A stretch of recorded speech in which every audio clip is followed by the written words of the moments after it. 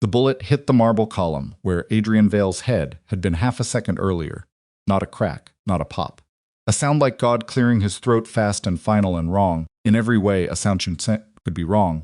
Inside a room full of champagne flutes and string quartets, and men who believed money made them untouchable. Cassian Fork stood 30 feet away with a drink in his hand, watching.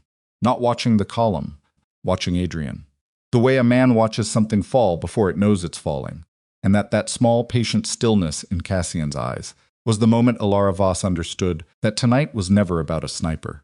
It was about who was standing closest when the shot was fired. She'd warned Adrian 4 minutes ago. She'd pulled him behind the pillar 6 seconds ago. And now, while marble dust still floated in the chandelier light, and half the room hadn't even registered what the sound was in, Alara watched the man Adrian trusted most check his watch. Not his phone, not the balcony, his watch. Like he was waiting for something to be finished on schedule. If you've ever stood in a room and realized too late that someone who smiled at you every day had been measuring the distance to your grave, then you already know how this story feels before it even begins. And if you haven't, stay close, because what happens next will make you question every person who has ever called themselves your friend. Before we go any further, if you're new here, please take a moment to subscribe to this channel and hit that like button. Your support is what keeps stories like this one alive. And I don't want you to miss what's coming in the next parts, because this one only gets darker from here. Drop a comment and tell me what city or country you're watching from. I genuinely want to see how far this story travels.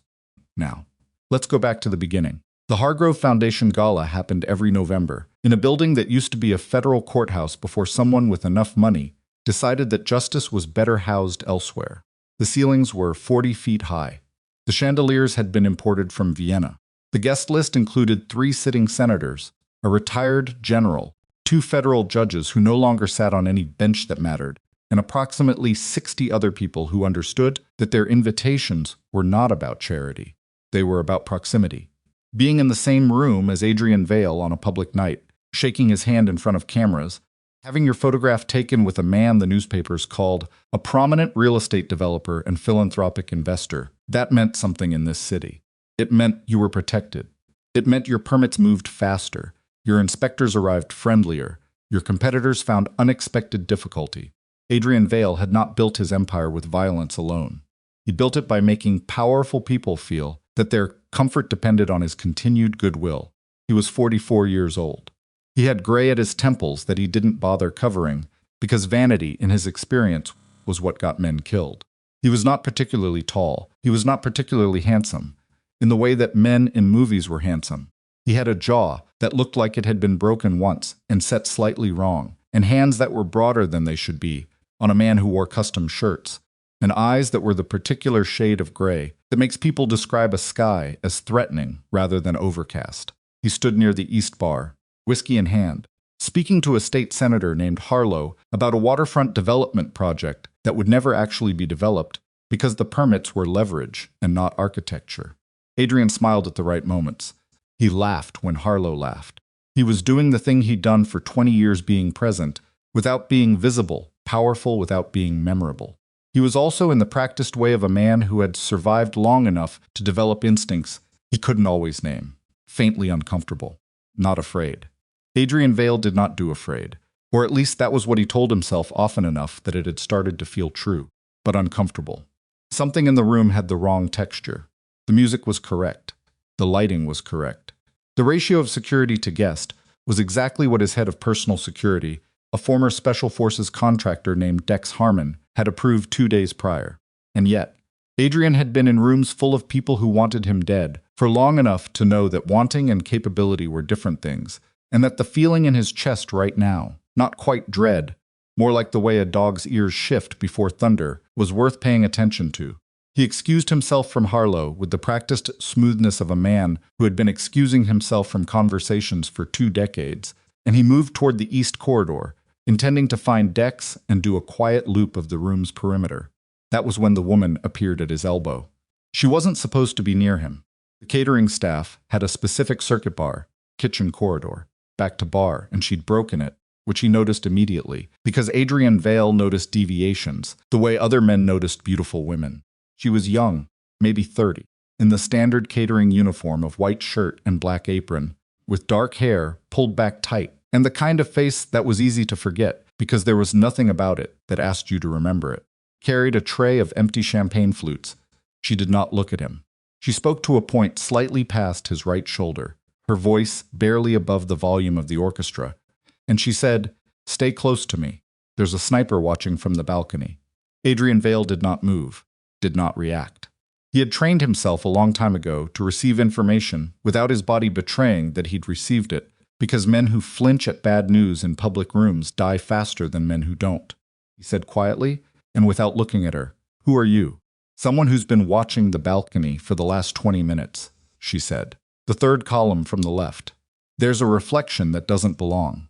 Moves when you move." Adrian still didn't look at the balcony. Instead, he lifted his whiskey glass slightly, angling it just enough to catch a secondary reflection. Not looking for the sniper directly, looking for the ghost of it in glass. Old trick. Older than he was. He found it in 12 seconds. Pinpoint. Circular. Moving slightly as he breathed. The scope of a rifle, catching chandelier light from a position in the upper balcony's shadow, pointed at the specs approximately 6 inches above his left shoulder. His heart did not race. It slowed. That was the other thing that happened to men who had survived long enough. Their bodies stopped performing panic and started performing calculation. "Behind the pillar," he said now. She was already moving. The shot came before they were fully behind it. Adrian would replay those 4 steps for weeks afterward, measuring the fractions, and the bullet hit the column with a crack that sent a spider web of marble damage across the surface and a sound through the room that the orchestra drowned out for exactly 2 full beats before the silence collapsed. Then everything happened at once. Adrian had his hand on her arm, not roughly but firmly, the grip of a man who grabs what he intends to keep. His other hand was already reaching for the weapon at his side. Not a gun. He didn't carry at public events, Dex's protocol, but the motion was instinctive. The room fractured into screaming and movement, and the particular chaos of wealthy people discovering that money does not actually stop bullets. Dex materialized from somewhere near the south entrance, with 2 men behind him, and Adrian gave him a single look that communicated, "Secure the room. Find the shooter. Nobody leaves." The woman stood beside him with her tray still in her hand. She had not screamed. She had not dropped the tray. She was breathing fast. He could see it, but her eyes were moving across the room in a systematic way, cataloging exits, tracking movement, doing exactly what a frightened catering employee would not do. "You didn't drop the tray," he said. "It would have made noise," she said. He looked at her for a full 3 seconds, which was longer than Adrian Vale looked at most people. "What's your name?" "Elara Voss." "How long have you worked catering?" She looked at him then, for the first time directly, and he saw that her eyes were dark and very steady, and doing the same kind of looking at him that he'd been doing at her cataloging, calculating, deciding how much was safe to give away. "Months," she said. He didn't believe her.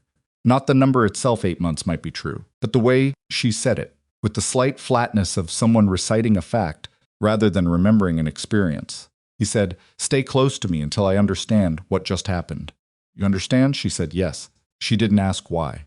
She didn't ask if she was in danger. She didn't ask if she could call someone. She simply said yes and stood straight and kept her eyes moving. Which was, Adrian would think later, the moment he started paying attention to Elara Voss, the way he paid attention to things that didn't fit. The lockdown happened fast and badly. Fast because Dex was good at his job, and because Adrian Vale's organization had protocols for this, and the protocols executed cleanly. Badly because the shooter was already gone. The balcony position was empty by the time 2 of Dex's men reached it, and what they found was a folded military-grade bipod, a single brass casing, and nothing else. No weapon, no fingerprints, no secondary evidence of any kind. The shooter had been positioned, had taken 1 shot, and had exited through a maintenance corridor that fed into the building's HVAC system, and ultimately to a service exit on the building's north face. The north face exited onto a street that had been cleared of foot traffic due to a water main repair that had started at 6 that evening and conveniently concluded at 9:17, roughly 4 minutes after the shot. Dex told Adrian all of this in a private room off the main corridor, while Elara sat against the far wall and the senator's people made increasingly insistent noises outside the door about leaving. "The water main repair," Adrian said. "Permitted 6 days ago," Dex said. "City work order. Everything legitimate. Somebody pulled a permit to clear a street. Or somebody knew the permit was coming and used it." Adrian thought about that. Either way meant resources. Either way meant planning that had started before the gala's security arrangements had been finalized.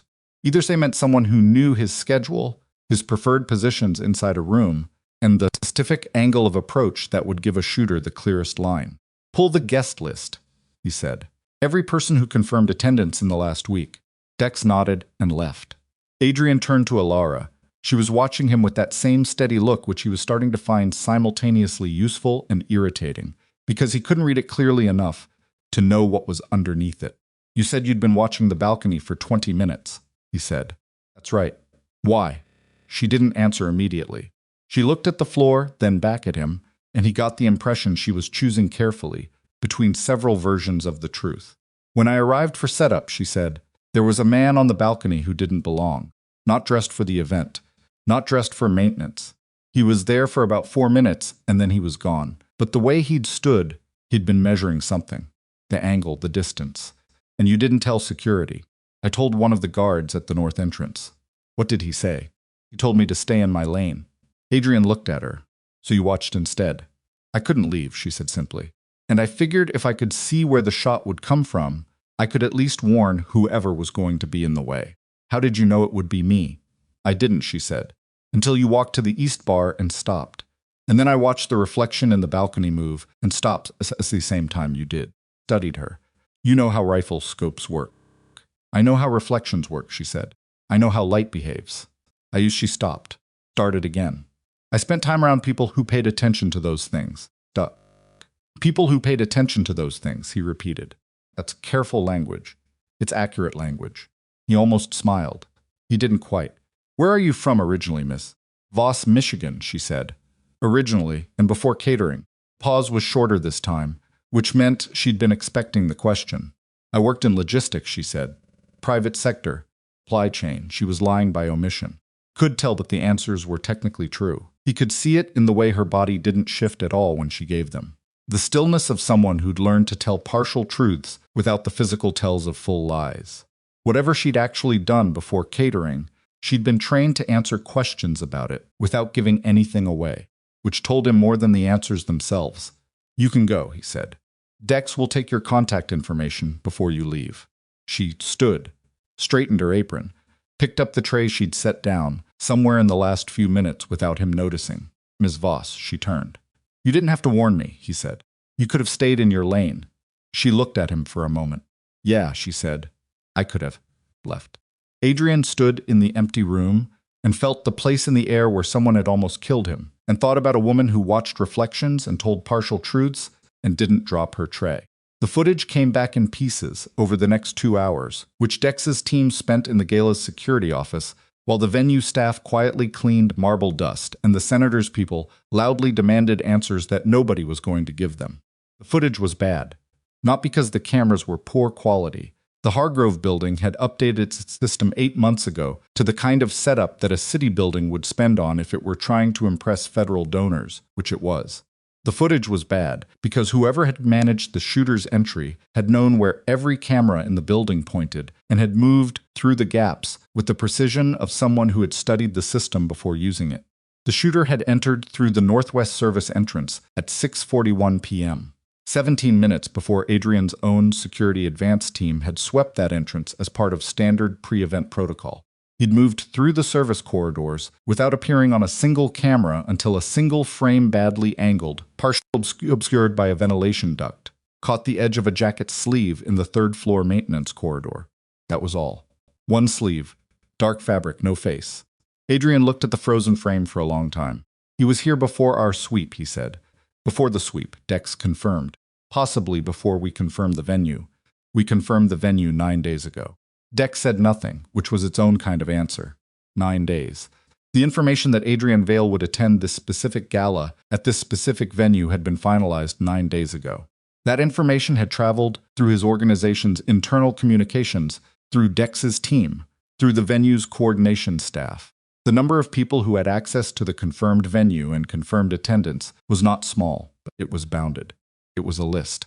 And someone on that list, or someone adjacent to someone on that list, had passed the information to whoever had sent a shooter to position inside a building before Adrian's own security arrived.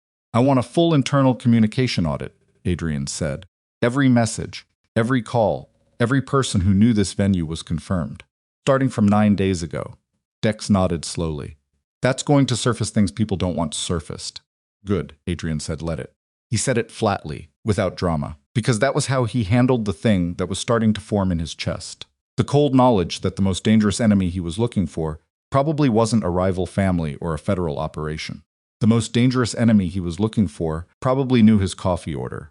He thought about Cassian Rourke, and then he stopped himself from thinking about Cassian Rourke. Because thinking about Cassian Rourke meant thinking about a man he'd trusted for 19 years, and that thought had a particular weight to it that he wasn't ready to carry yet. He went home at 2 a.m., and he slept 3 hours, and he dreamed about marble dust and champagne glass reflections and a woman who watched the light. He had Alara Voss investigated the next morning. This was not unusual. Adrian had everyone investigated people who saved his life most of all, because the most elegant trap was a rescue. He gave her name and the catering company to a man named Price, who ran his information operations, and by that afternoon he had a file.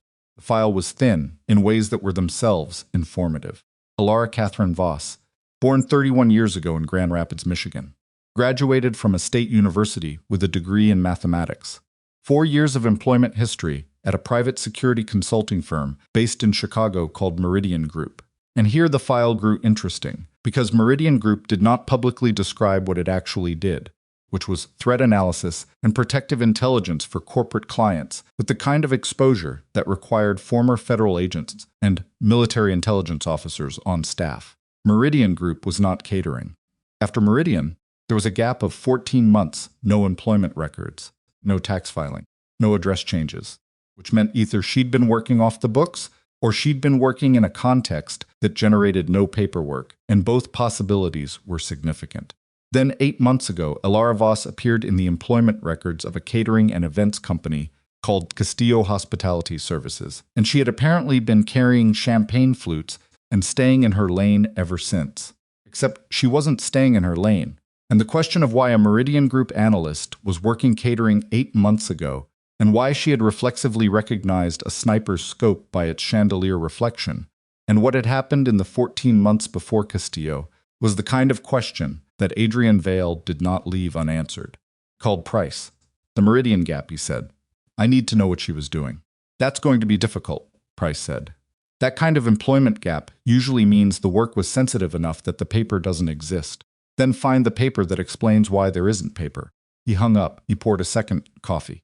He stood at the window of his apartment's east-facing office and looked at the city below, which was doing what it always did, moving, breathing, generating money and violence and necessity in proportions that he had spent his adult life trying to manage. He thought about the water main permit. He thought about the shooter who had entered before the sweep. He thought about the word that kept arriving in his mind and that he kept pushing away. The word inside and all its implications. Phone rang. It was not Price. It was his personal line.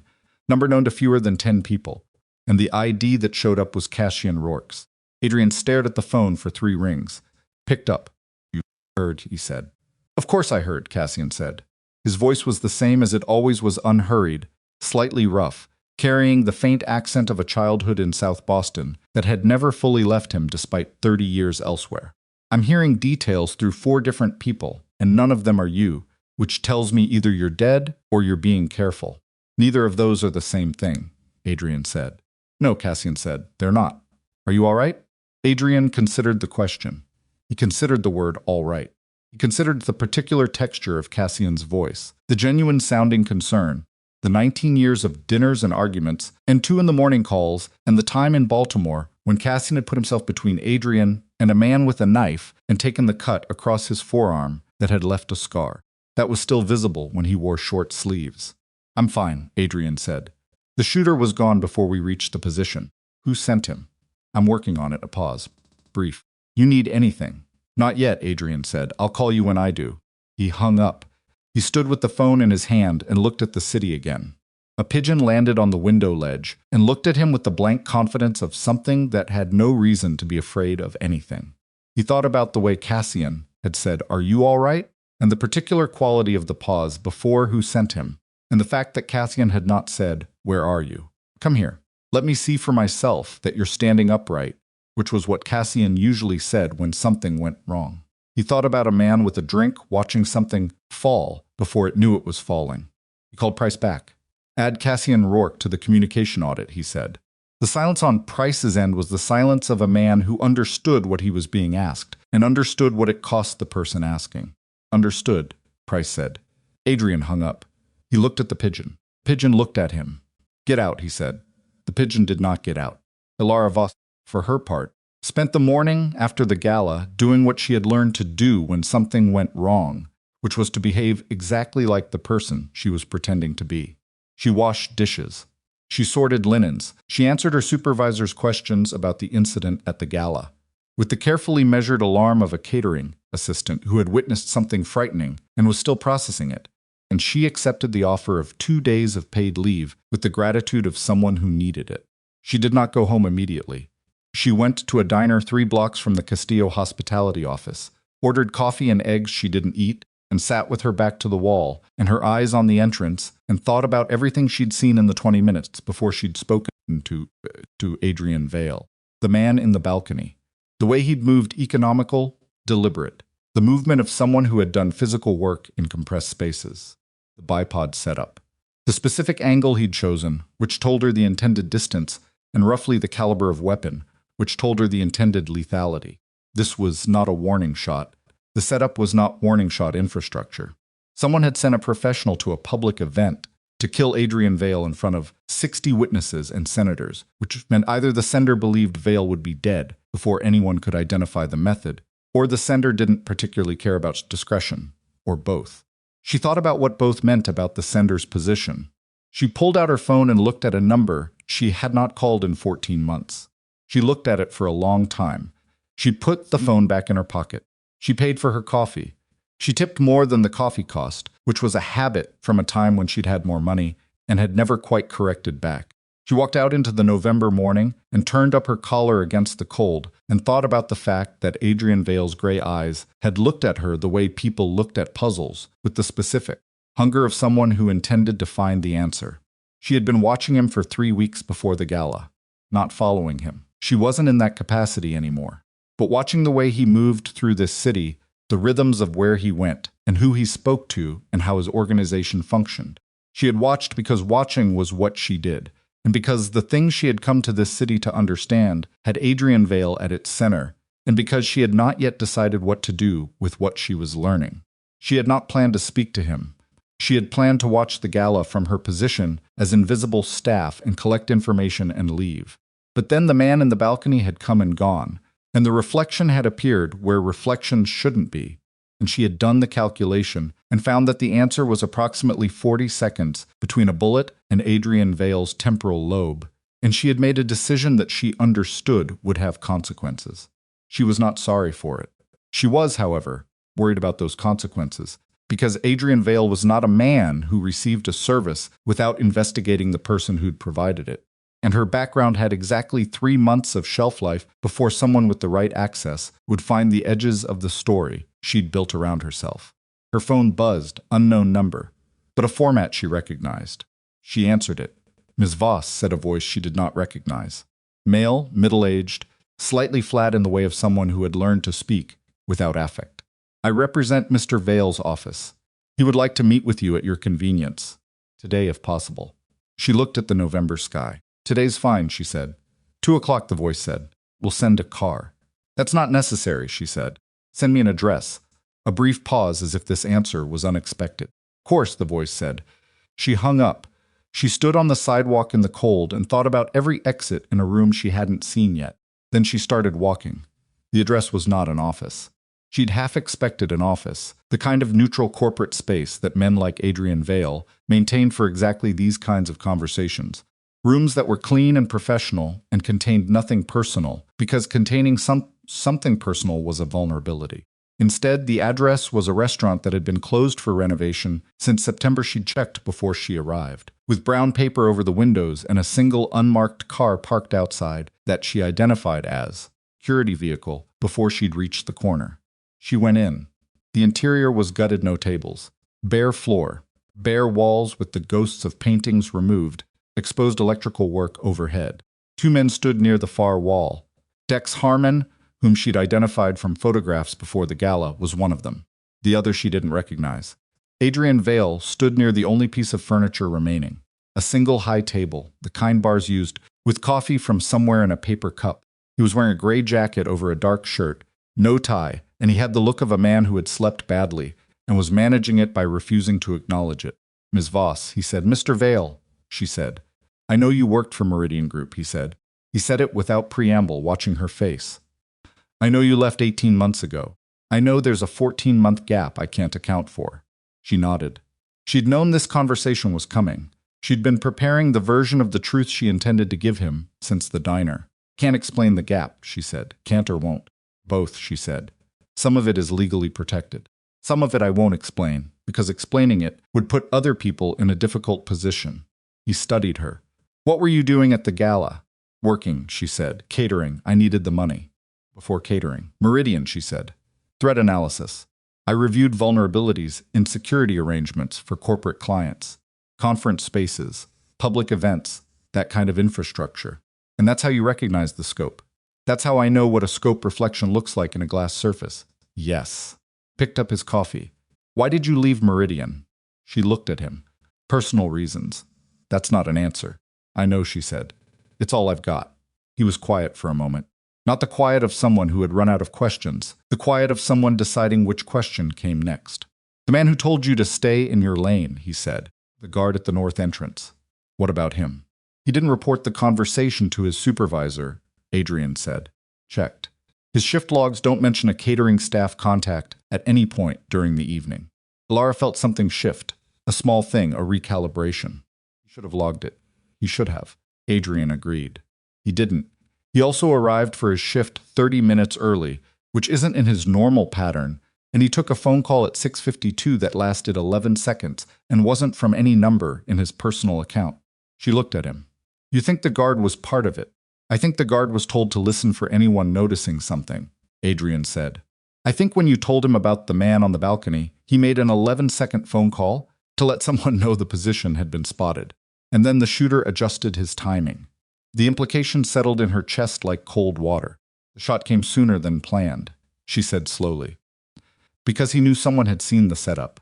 By my estimate, you had about 4 more minutes of window before the original timetable," Adrian said. "The adjustment put the shot at 40 seconds from your warning."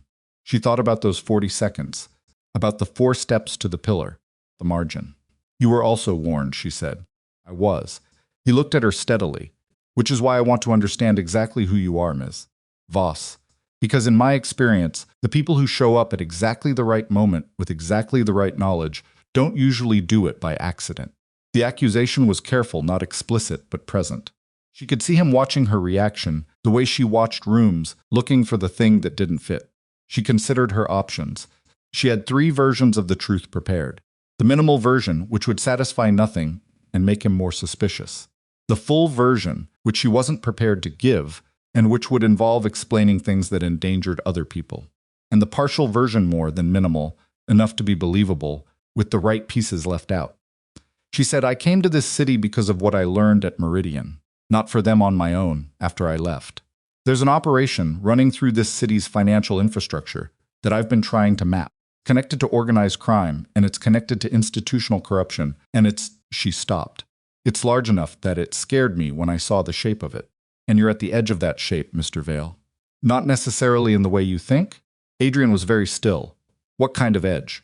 "The kind where someone wants to move through your territory, and they want you gone before they do," she said. "The gala wasn't about a rival family. Whoever sent the shooter doesn't think like a family. They think like a corporation." The silence in the gutted restaurant was complete. Dex had moved slightly. Not toward her, just a repositioning, like a man who was updating his read of the room. Adrian said, very quietly. "How long have you known this?" "Pieces of it," she said. "Since before Meridian. I've been building the picture since I left. And you didn't think to inform anyone." "I informed the wrong people once," she said. "I won't do that again." He looked at her for a long time. The late afternoon light came through the paper on the windows in a diffused way that made the space feel like something in between, gutted and restored, between empty and full. Adrian Vale looked, in that particular light, less like the man whose name appeared in newspaper profiles, and more like someone who had been tired for a very long time, and had simply gotten very good at not showing it. "You can go," he said finally. She blinked. "You can go, Miss Voss." He looked back at his coffee. "I need to think about what you've told me. Price will get your number." She nodded. She turned toward the door. "One more question," he said. She stopped. "The 14-month gap," he said. "Were you hurt?" The question was so unexpected, so plainly and simply human in a conversation that had been nothing but calculation, that she stood for a moment without an answer. "Yes," she said finally. She went out. The unmarked car outside didn't follow her. She walked 6 blocks before she let herself breathe fully, which was when she knew she'd been holding her breath since she walked in, which was when she understood that whatever was happening between her and Adrian Vale was no longer entirely in her control. The communication audit found what Adrian had known it would find and dreaded finding both at once. 4 days after the gala, Price came to him with a report that was 40 pages long, and Adrian read it in one sitting with the door locked and his phone off. And when he finished, he sat with the report on the desk in front of him and didn't move for a while. The leak in his organization wasn't about the gala. The gala was one instance. The leak went back 11 months' movements, locations, meeting schedules, the specific routing of certain financial structures that were supposed to exist only in the knowledge of Adrian's inner circle. Daunted, every piece of information that a person planning to dismantle his organization would need had been moving through an encrypted channel that had been tunneled through one of the organization's legitimate communications networks. Price had found the tunnel by looking for anomalies in data load during off-peak hours, a standard audit technique that nobody had thought to apply to Adrian's internal network because nobody had thought it necessary, because the internal network was supposed to be clean. The tunnel ran through a server administered by Cassian Rourke's office. Adrian read that line 3 times. He read it a 4th time. He got up and poured a glass of water and drank it at the window and looked at the city for approximately 5 minutes. Then he went back to the desk and kept reading. Price was careful. The report was full of words like appears to originate and consistent with access by and strongly suggests, because Price was a man who survived by not making absolute claims without absolute evidence. But the architecture of what he described was not ambiguous. The tunnel had been accessed using credentials that mapped to Cassian's server.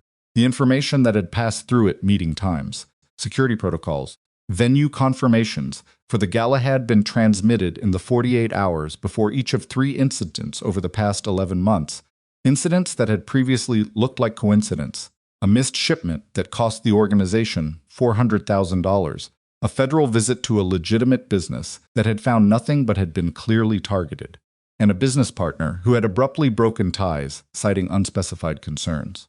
And the gala. Adrian closed the report. He thought about 19 years. He thought about South Boston and a knife scar, and a voice on the phone saying, "Are you all right?" with exactly the right amount of concern. He thought about the way Cassian had checked his watch.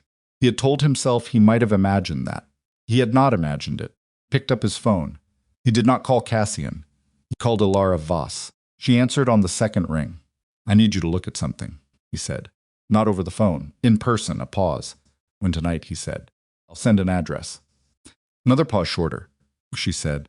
He hung up. He looked at the report on his desk. 19 years.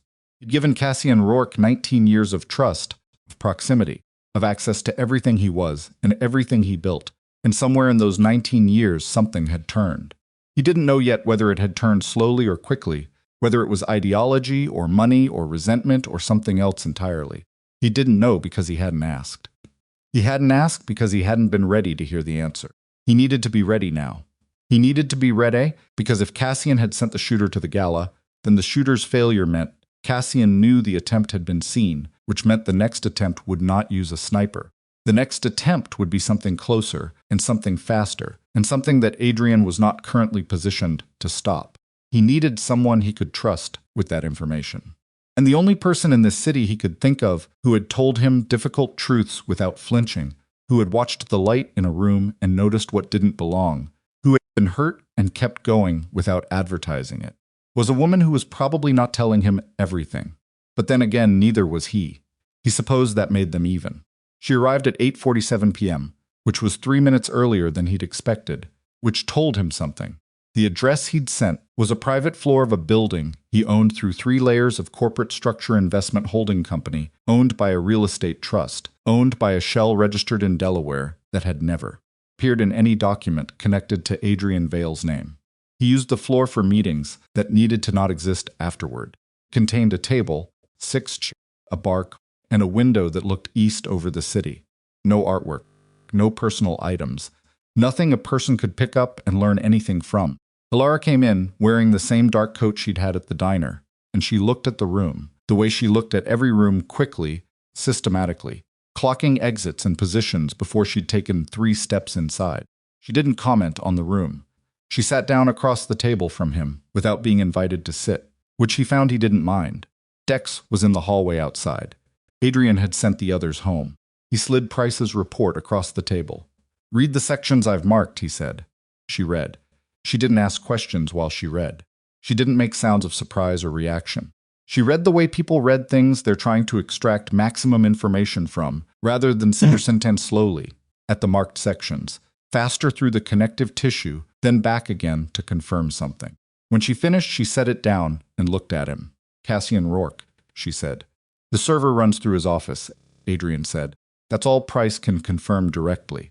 The access credentials could have been cloned. Someone inside Cassian's operation could be running it without his knowledge." She said nothing for a moment. "But you don't believe that." "I don't know what I believe yet." "Yes, you do," she said. "You wouldn't have called me at 9 o'clock at night if you were still in the don't know stage." He looked at her. She was right, and he disliked that she was right, and he disliked more that she'd said it plainly instead of letting him maintain the fiction of uncertainty. Most people who worked with Adrian Vale allowed him his fictions when he needed them. It was a form of self-preservation. Alara apparently hadn't gotten that instruction. "Tell me what you know about Rourke," he said. She was quiet in a specific way, the way of someone deciding how much to open a door rather than whether to open it at all.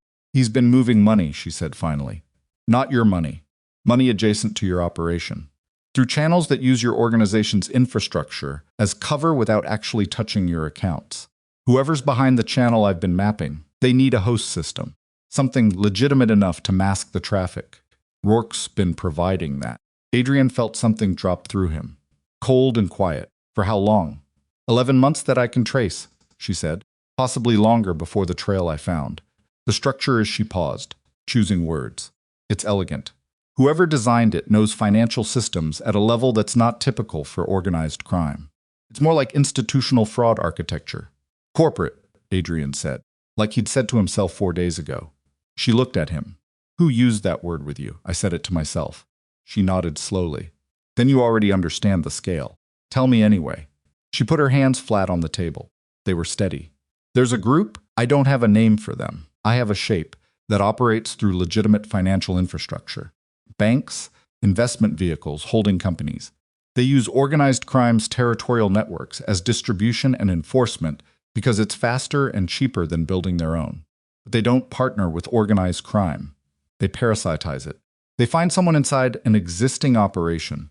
They offer money or leverage, and they use that person to hollow the operation out from inside while positioning themselves to take over the infrastructure when it collapses." The room was very quiet. "And Rourke is their inside person," Adrian said. "Rourke is their inside person," she confirmed. "And you're the operation they intend to collapse."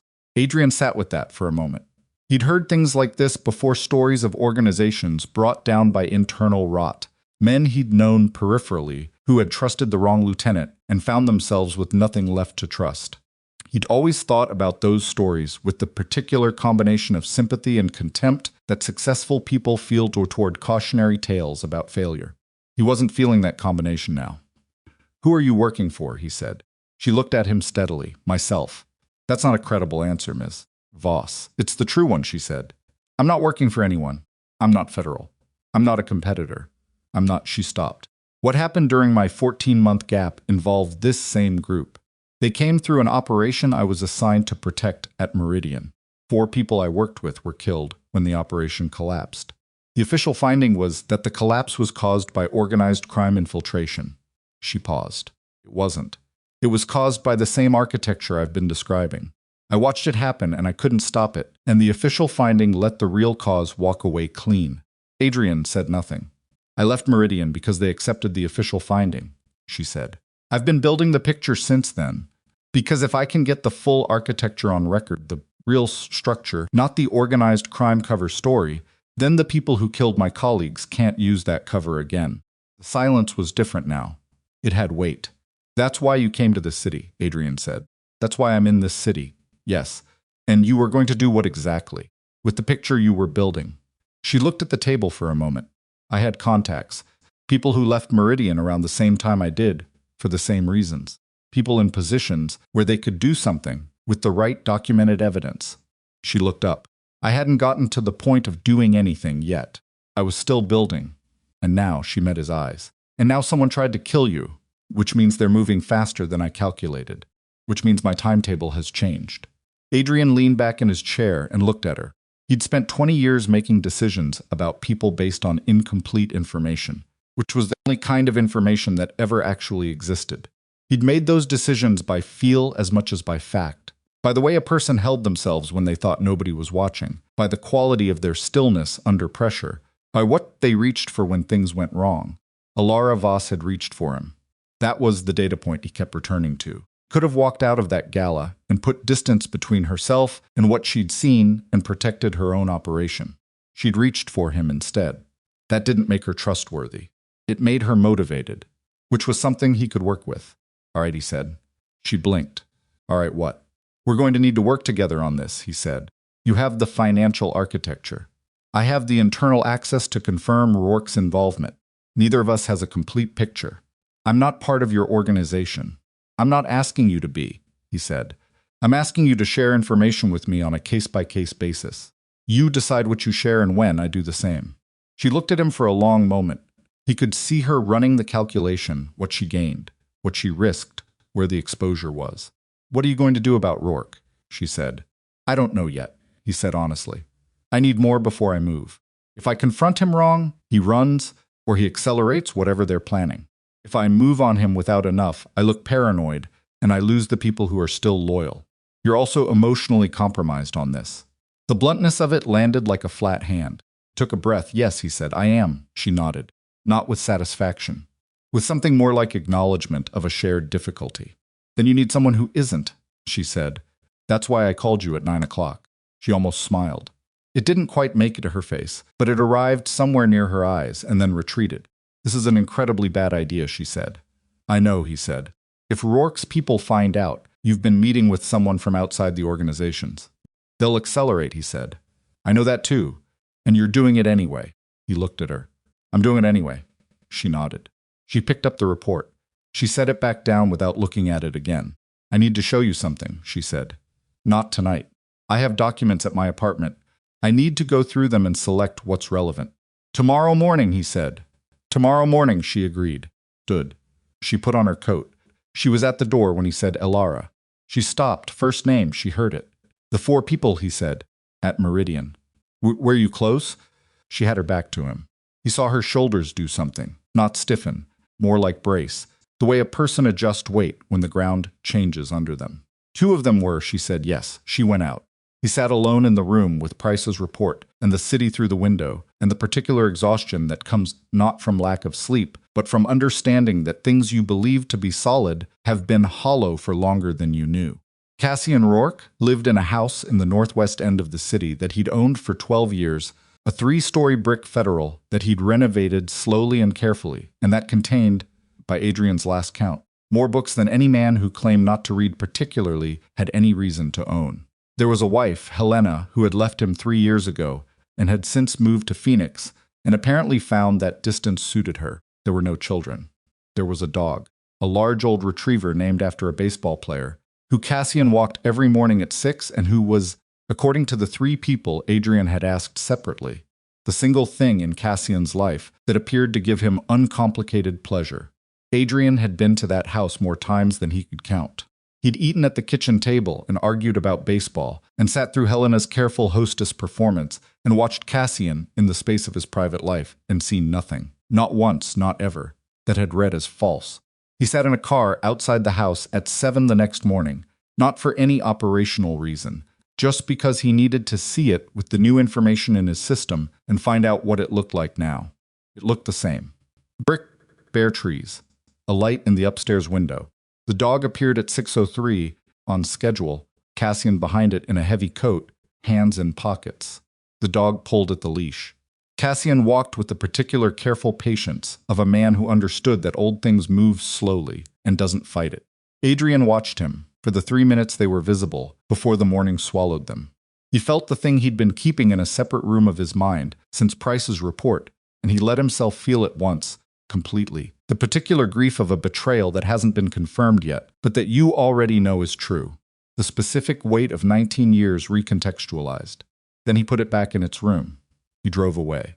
Alara's apartment was on the 4th floor of a building in the Caldwell district that was the kind of place people ended up when they were paying for location and privacy rather than space or comfort. The hallway smelled like someone's cooking from 2 floors down. The elevator worked sometimes. Her door had 3 locks on it, which he noted without commenting on. She let him in at 9. She was already dressed, coffee already made, the kitchen table already covered in documents, printed pages, some handwritten notes, a printed map of the city's financial district with annotations he couldn't read from the doorway. "Coffee," she said, pointing at the kitchen counter without looking at him. He poured himself a cup and stood at the edge of the table and looked at what she'd spread out. It was the shape of something enormous. She walked him through it for the next hour and 40 minutes, standing at the table, pointing at documents, explaining the architecture in the direct, precise language of someone who'd been living inside the structure long enough to have memorized it. She didn't oversimplify. She didn't condescend. When she used financial terminology he wasn't familiar with, she explained it once in plain language and didn't repeat herself. The group she'd been mapping, she'd given them a working name in her documents, written in the margin in pencil. She called them the frame, because the way they operated was to build a frame around an existing structure and then replace the structure from inside, while the frame held the shape. "They've done this 4 times that I can document," she said. 2 financial firms, 1 logistics company, 1 organized crime operation in Pittsburgh. In every case, they inserted someone into the target's inner circle, used that person to reroute financial flows and information, and then at a chosen moment, they collapsed the operation and absorbed what was left.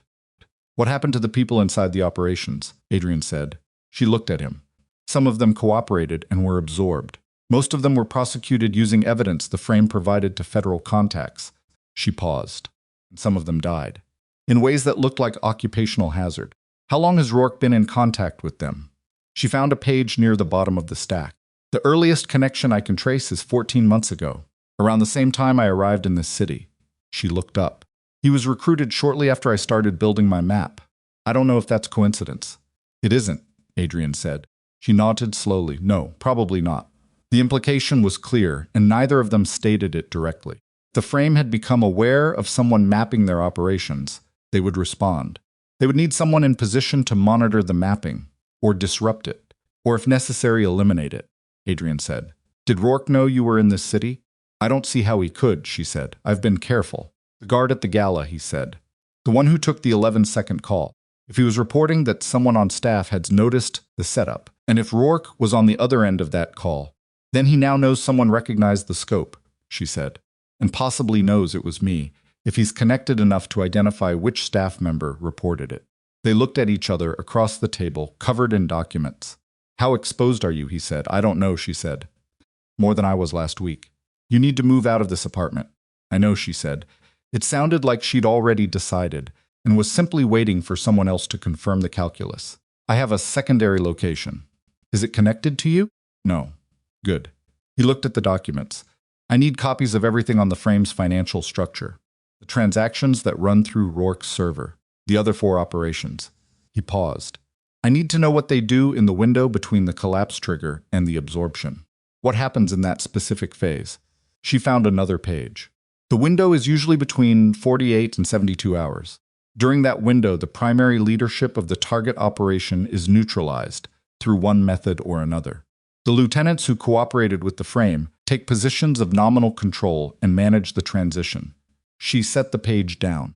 "The window is when they're most active and most vulnerable, because they have to move people and money simultaneously, and movement creates exposure. So if you could survive the trigger," she said, "and identify the frame's transition team before they moved, and have evidence documented, and in the right hands before the 72 hours are up," she stopped.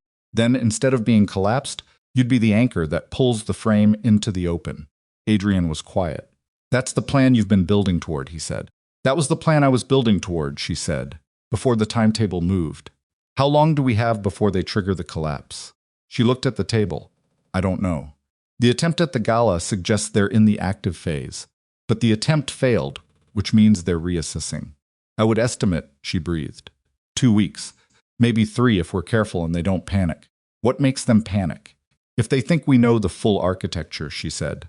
If they think their inside person has been identified. Rourke, he said, yes. He nodded slowly. He picked up his coffee. He drank it without tasting it, which was fine because it had gone cold during the walkthrough. He set it down. He looked at the city district map with its penciled annotations. I'm going to need to meet with Rourke today, he said. Stared at him. What? I can't avoid it. We have a scheduled meeting this afternoon, monthly review. If I cancel without explanation, he'll know something is wrong. If you meet with him knowing what you know, then I need to be able to sit across from a man who, I believe, put a shooter in a building I was standing in and have a normal conversation about quarterly projections, Adrian said.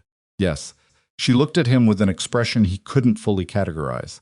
Not exactly pity. More like recognition of something she'd done herself. Can you do that? She said. I've been doing this for 20 years, he said. That's not an answer to the question. He held her gaze. I don't know, he said. She nodded once, accepting the honesty. Don't give anything away. Don't change your patterns. Don't make him feel watched, because he will already be watching for signs that you're watching.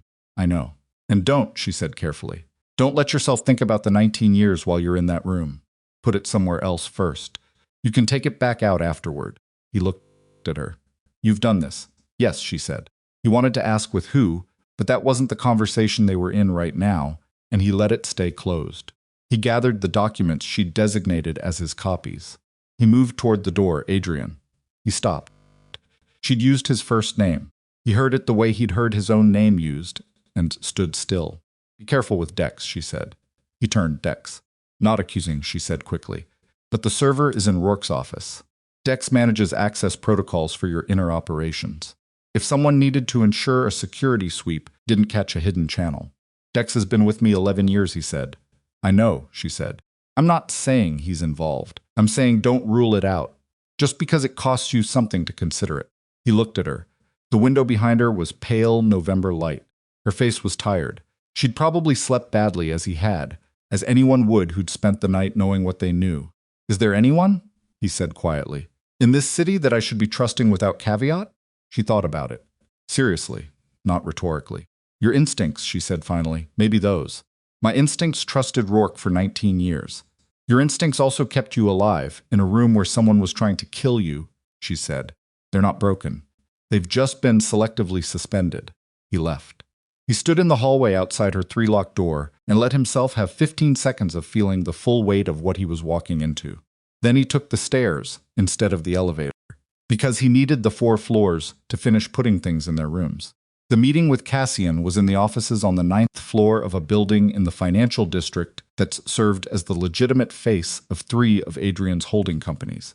Conference room B. Cassian was already there when Adrian arrived, which was unusual. Cassian was typically precise about arriving at rather than before the designated time, a small power ritual that Adrian had always found mildly irritating and mostly harmless. Today Cassian was there early, with coffee already poured, and a folder in front of him, and the careful, slightly elevated alertness of a man who had something on his mind. Adrian sat. He took off his jacket. He picked up the agenda sheet. You look tired, Cassian said. I am tired, Adrian said. Still not sleeping, not especially. Cassian made a sound of commiseration. He looked the same as always heavy-featured, settled in himself the way very confident or very deceptive people are settled, with the Boston accent rounding the edges of his words. He had a coffee cup in front of him that was half empty, which meant he'd arrived early enough to have drunk half a cup before Adrian walked in. Or he'd arrived early because he'd been nervous and didn't want Adrian to see him settling in. Adrian looked at the agenda. The Millhaven property, he said. Where are we? They went through the agenda item by item. Adrian watched Cassian from the corner of the part of his brain that he'd designated for watching, while the professional part of him asked questions and absorbed answers, and functioned as it always had. Cassian spoke about the Millhaven property, about a contractor issue in the East Development, about a problem with a permit that needed a different contact at the city planning office. Normal, precise. Cassian had always been precise. At 17 minutes into the meeting, Cassian said, "The gala. The investigators. They have anything yet?" Adrian looked up from the permit paperwork. "Not much," he said. "Shooter was gone before we had the building secured. I have people I can reach in the department if you need pressure applied." "No," Adrian said. "I'd rather this stays quiet." Cassian nodded slowly. "Rival family, you think?"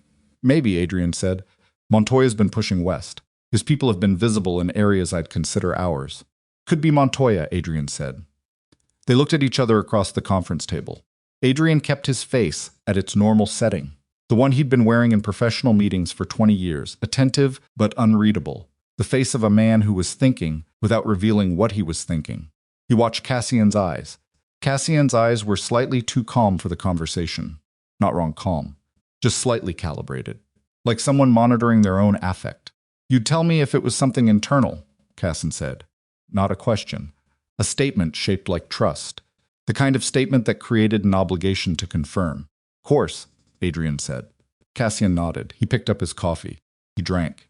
Adrian watched his hand. The hand was steady. 19 years. He looked back at the agenda. "The East contractor," he said.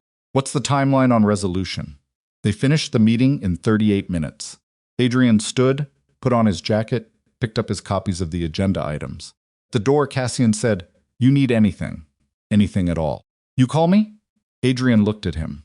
In the fluorescent light of conference room B, with his heavy face and his Boston voice and his hand resting on the back of a chair, Cassian Rourke looked like a man Adrian had known for 19 years. He looked like the person Adrian had once told things he hadn't told anyone else. He looked like someone who had bled for him once, in Baltimore. "I know," Adrian said. "I will." He went out. In the elevator going down, he stood with his reflection in the polished doors and felt the thing he'd put in its room, trying to get out. He kept the door closed. The elevator opened on the lobby. He took out his phone and texted Price. The Rourke audit. "I need the last 72 hours of server traffic. Complete." He walked out into the November cold and the city moved around him, indifferent and enormous and full of people, who had no idea that the man walking through them was himself together, with the specific determination of someone who cannot afford to come apart yet. Price came to him at 6 that evening with a look that Adrian had not seen on Price's face in the 4 years he'd employed him, the look of a man who has found something he wasn't fully prepared to find. He put a single printed page on the desk. Adrian read it. The server traffic from the last 72 hours included a transmission at 3:41 a.m. 2 nights ago, the night before Price's initial report had been delivered to Adrian. The transmission had gone through the same encrypted channel as the previous leaks. Content, which Price had partially decoded, included 3 things. Adrian's home address, the private residential address that existed in no organizational documentation, and that Price himself had not known until 18 months ago, a vehicle description for the car Adrian used when he traveled without his security detail, and a schedule. Schedule was for the next 7 days.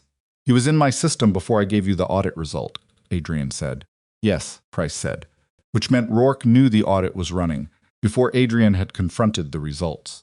Which meant someone in Price's operation, or in the channel between Price and Adrian had, let Rourke know the audit was happening. Or Rourke had access to Price's operation. Adrian looked at the page. His home address. His private vehicle. 7 days of schedule. "This is preparation for a second attempt," he said. "That's my read," Price said. "Who else has seen this?" "Nobody," Price said. "I came directly here. Keep it that way." Adrian folded the page. "How long before Rourke knows I've seen this specific transmission? If he has access to my operation." Price stopped. "Hours, maybe less." Adrian sat very still. Then he picked up his phone and called Alara. She answered on the first ring this time. "They know about the audit," he said. "They've transmitted my home address and schedule. I need to move tonight." A 2-second pause. "How many people know where you're going?" "You," he said. "Just you." A longer pause, during which he heard her breathing shift. "Then come to the secondary location," she said. "I'll send the address by the channel we set up." "One more thing," he said. "The frame's architecture. The transition team you mentioned. Is there any way Rourke already knows you've been mapping the structure?" Pause this time was different. Heavier. "There might be," she said quietly. "I found something this morning that I didn't tell you earlier. I wasn't sure what it meant." His jaw tightened. "Tell me now."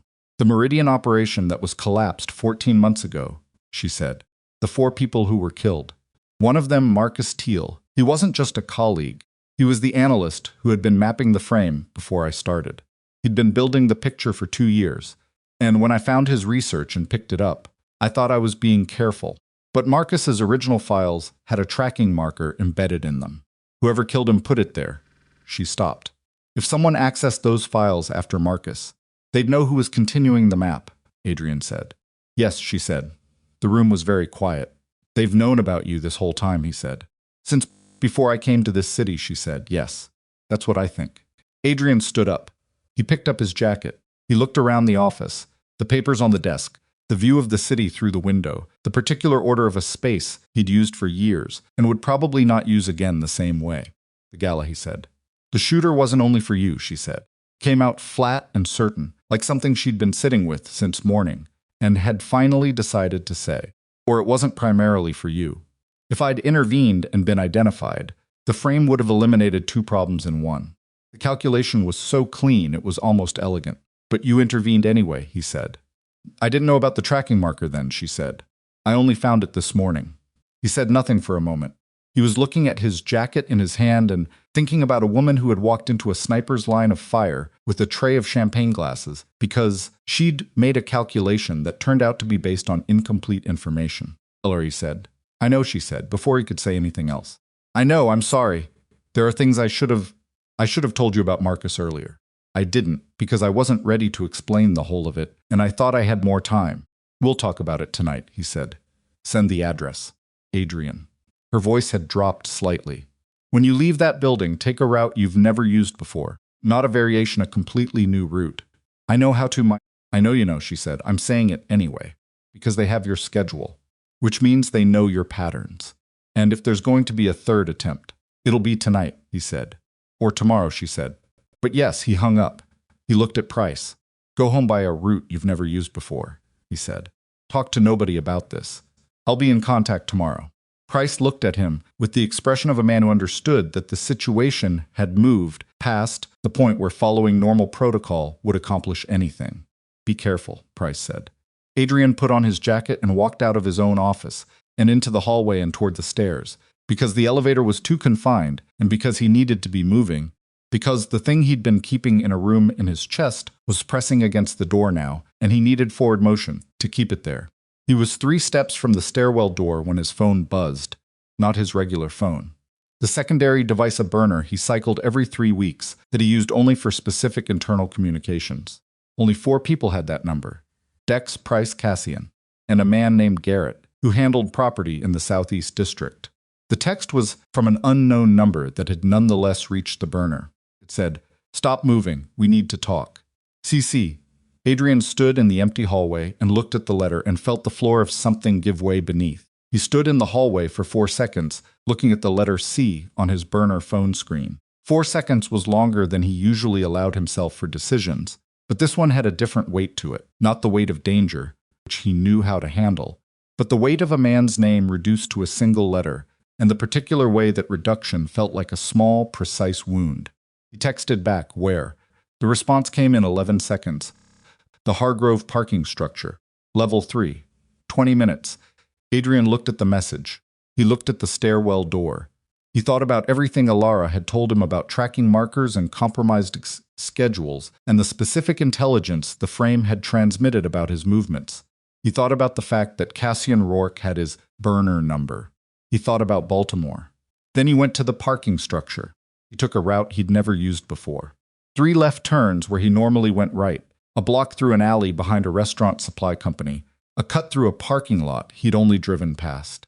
It added 7 minutes and accomplished nothing except the feeling of control, which was not nothing.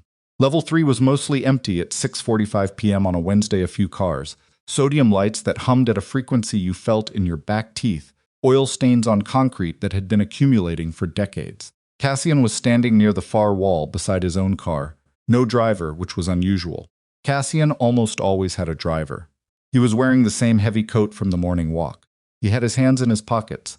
He looked from a distance, exactly like a man Adrian had known for 19 years. Adrian stopped 8 feet away. He didn't move closer. Cassian looked at him. Something in his face was different from conference room B. The careful calibration was gone, replaced by something rawer and less managed. He looked, Adrian thought, like a man who had been awake for a long time and had stopped trying to hide it. You ran the audit, Cassian said. Not a question. Yes, Adrian said. The word fell between them like something dropped from a height. Cassian nodded slowly, as if confirming something he'd already known. How much did Price find, he said. Enough, Adrian said. Cassian looked at the concrete floor, then back up. I need you to hear me out before you do whatever you're planning to do. Then start talking. Cassian took his hands out of his pockets. He wasn't holding anything. He pressed them together in front of him, not clasped, just pressed flat, palm to palm, the gesture of someone managing a physical agitation. The frame contacted me 14 months ago, he said, through an intermediary I didn't recognize. He stopped, started again. They had Helena. Adrian went very still. She'd been gone 3 weeks at that point, Cassian said. I thought she was in Phoenix, like she said. She wasn't in Phoenix. They'd taken her before she left. The Phoenix story, the separation, all of it, was a scenario they constructed to make her disappearance look voluntary. He looked at Adrian directly. They told me they'd keep her safe if I cooperated. They'd return her when the operation was complete. If I refused or warned anyone. He stopped. They were very specific about what they'd do. The humming of the sodium lights was the only sound for a moment. Helena's alive, Adrian said, as of 9 days ago. Yes, Cassian said. They send me a photograph every 2 weeks. Proof of life. She doesn't know. She thinks she's being held by people connected to my work.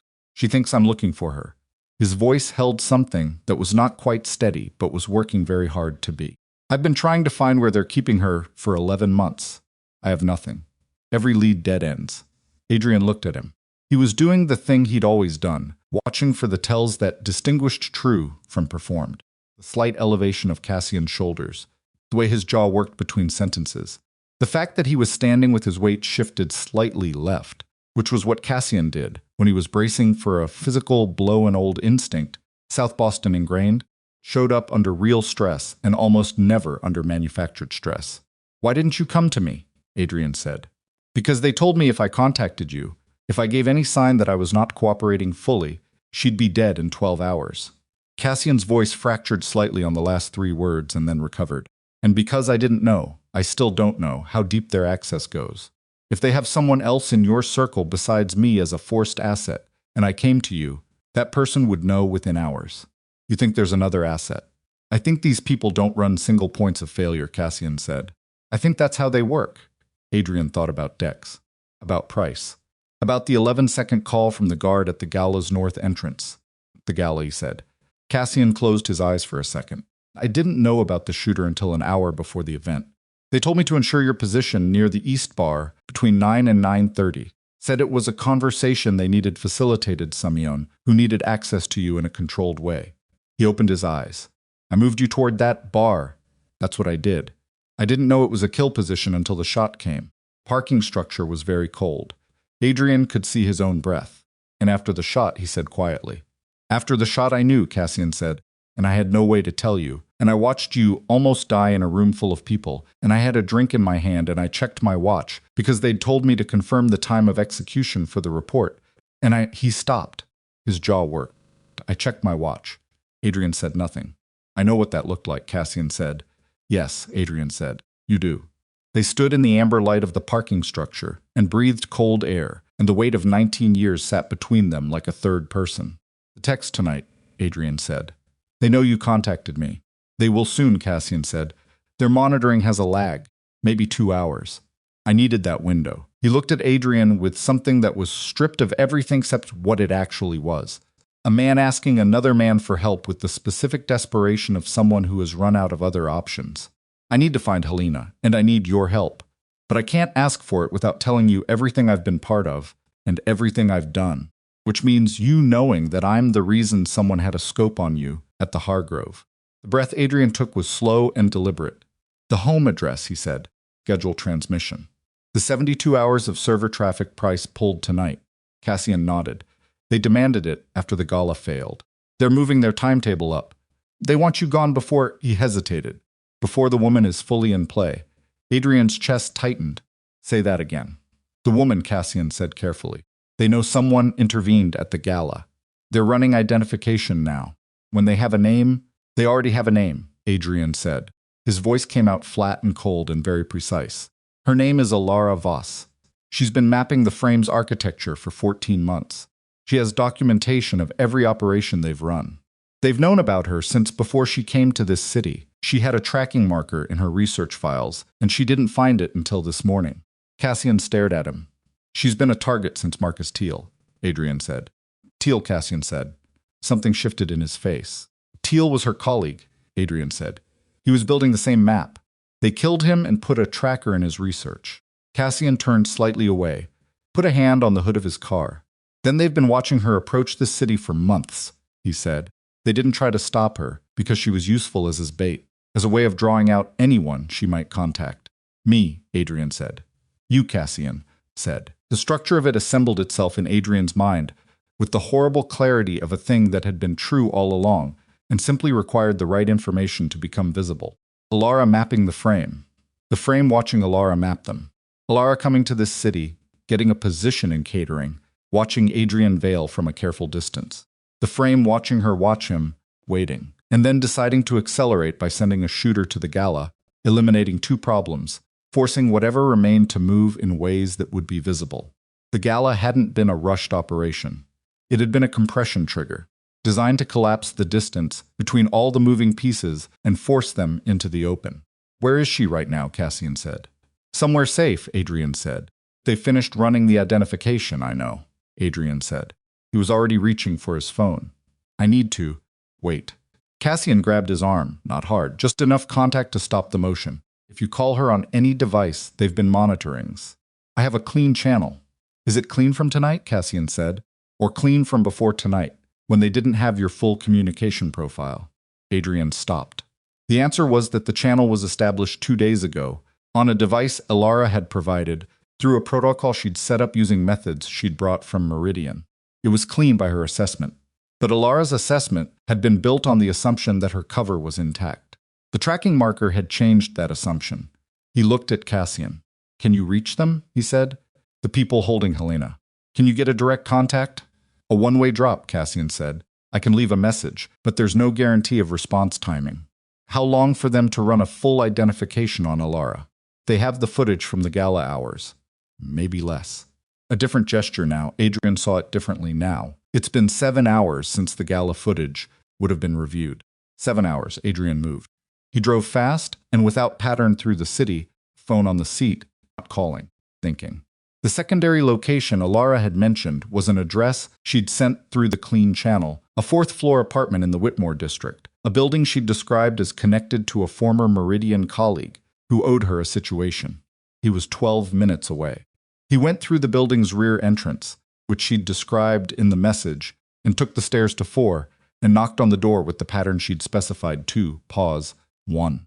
She opened it in 4 seconds. She was dressed and alert, and the apartment behind her had the particular organized quality of someone who had packed everything into a bag that was sitting near the door before he'd arrived. She looked at his face. What happened? He came in. She closed the door.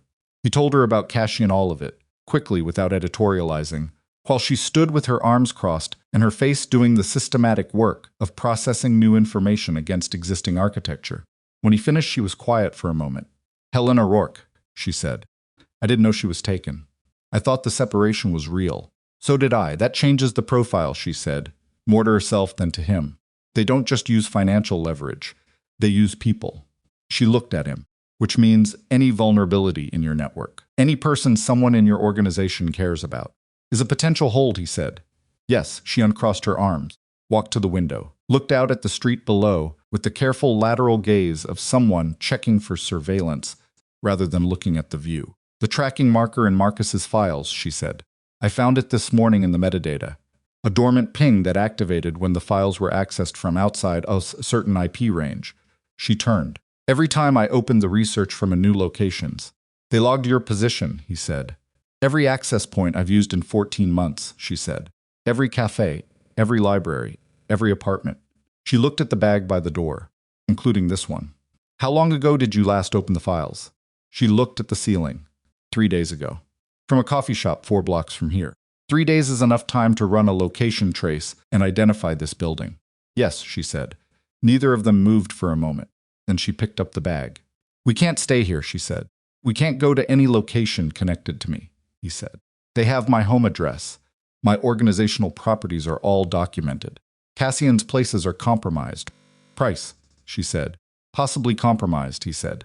I don't know the depth. Dex, I don't know. He looked back at her. The apartment was very quiet and outside. The city went on being enormous and indifferent and full of places to go that were all somehow wrong. I have one more option, she said. A person I haven't contacted since I left Meridian.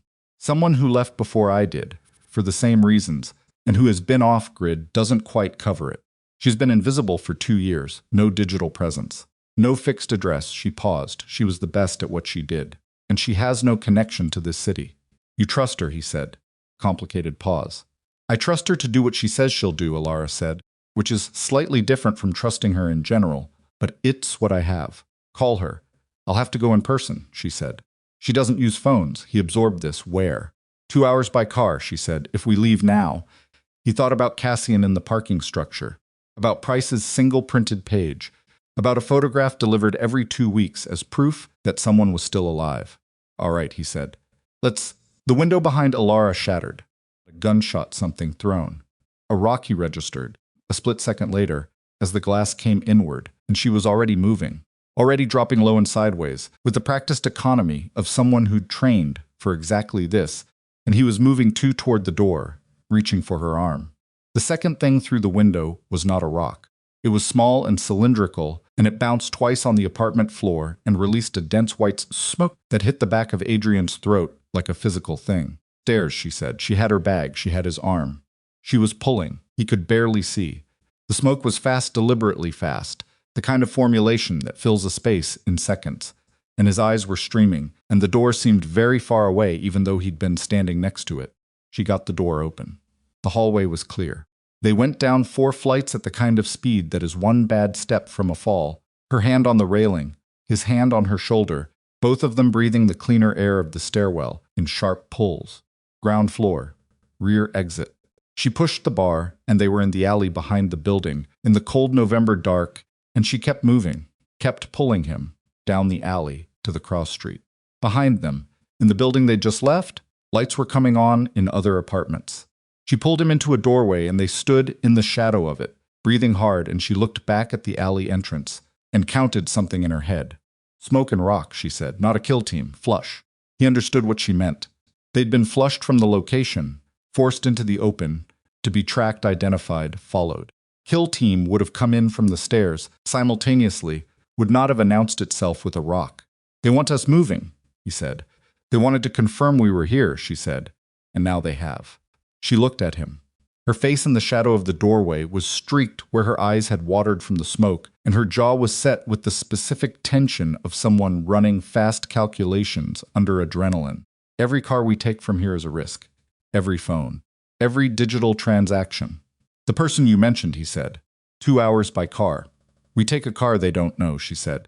Not yours. Not anything connected to your organization. She reached into her bag, pulled out a set of keys, stared at them. Whose car, he said. Mine, she said.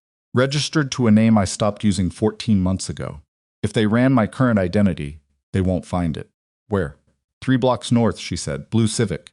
2019. He almost said something about the gap between the threat they were facing and a 2019 Civic. He didn't say it. They walked the 3 blocks without running, because running draws eyes. She kept to his left side, 1 step behind, which put her in his peripheral vision, and him between her and the street. He noticed the positioning and said nothing, and she didn't explain it. The Civic was there. She unlocked it. They got in. She drove. For the first 40 minutes, neither of them spoke much. She drove with precise attention, checking mirrors in a rhythm he recognized as trained rather than anxious, consistent intervals, not reactive jumps. The city fell behind them, and the highway opened up, and the November dark was complete on either side of the car. He sat with his hands in his lap and thought about Cassian in the parking structure with his palms pressed together. Thought about Helena Rourke in a photograph, alive 2 weeks ago, somewhere in a city he didn't know. Thought about the tracking marker in Marcus Teal's files, pinging every time Alara opened research that had been built on the ruins of a dead man's work. You knew about Marcus for a long time, he said. She didn't look away from the road. He was my supervisor at Meridian for 2 years, she said. Then he left and started building his map independently. He contacted me 6 months before he died. Wanted to know if I'd seen any of the same patterns he was seeing. A pause. I had. I just hadn't understood what they meant yet. He was building toward the same thing you're building toward. He was further along, she said. He had the financial architecture almost complete. He had names. Real names, not just structural positions. She was quiet for a moment. When he was killed and the official finding came back as organized crime infiltration, I knew it was wrong because I knew exactly what he'd had. Organized crime doesn't kill a financial analyst and then leave his research perfectly intact on a server for 6 weeks before anyone notices. The frame wanted the research to be found, Adrian said. They wanted someone to pick it up, she said. They put that tracker in it and left it findable, and waited. She exhaled, and I picked it up. He looked at her profile in the dark of the car. You knew the risk. I thought I was careful enough, she said. I was wrong about that. You weren't wrong about everything, he said. She glanced at him sideways. Quick, don't do that. Do what? Manage my feelings about it, she said. I made a mistake that got me, and now you flushed out of a safe house by a smoke grenade. I can hold that without someone softening it. He said nothing. She stopped. I'm not fragile about it. I just need it to be what it is. All right, he said. She drove. After another few minutes, he said, the frame's timeline. You said 2 to 3 weeks before they trigger the collapse. That was before the gala failed, before tonight. What's the revised estimate? Days, she said, maybe less. If Cassian goes dark, if he stops cooperating, they'll move immediately, she said. They'll also immediately move on Helena. He knows that. Yes. So he has to keep cooperating to keep her safe, which means they keep getting intelligence from him, which means their timeline accelerates because their intelligence is better. She nodded. There's no position he can take that doesn't tighten the trap. Unless we remove Helena from their control before they know Cassian has broken contact. She looked at him. You don't know where she's being held. Cassian's been trying to find her for 11 months, he said. He has nothing. But the frame has been managing the photographs, she said slowly. Proof of life delivered every 2 weeks. The photographs come through a channel Cassian uses to communicate with his frame contact. She was working through something. He could see it in the way her eyes moved slightly even while she looked at the road. The photograph is a digital file. It has metadata. If it's a physical print, the paper and ink are traceable to specific printing equipment. Can you access Cassian's channel? Not directly, she said. But the person we're going to see might be able to. This woman you trust to do what she says. Her name is Vera, Alara said. She ran signals intelligence for Meridian for 6 years before she disappeared. If anyone can pull location data from a 2-week-old photograph file. She stopped talking. He saw why she stopped. In the rearview mirror, she'd seen it before he had, because she'd been watching. There were headlights. Not the ordinary headlights of a car on a highway at night. 2 vehicles, running close, maintaining an exact distance that had not varied in the 4 minutes he now realized he'd been subconsciously tracking them. How long, he said. Since we hit the highway, she said. Her voice was flat and controlled. The voice of someone who had been noting this for longer than he'd been aware of it. I didn't want to say until I was sure. How many? 2 cars, she said. Possibly 3. There's a 3rd set I can't confirm. They keep a vehicle between us. He turned slightly in his seat. The headlights were steady, patient. They knew the car, he said. The name it's registered to, she said. They ran deeper than I calculated. She breathed. They're better than I calculated. The highway stretched ahead of them, flat open. In November at this hour, no traffic for stretches that went on for miles. Options, he said. Exit and run ground, she said. But if they have 3 cars, they can box and exit. She was quiet for 2 seconds. Or we go somewhere they can't follow. Somewhere populated enough that following becomes visible and dangerous for them. How far to the nearest city? 40 minutes. The headlights held their distance.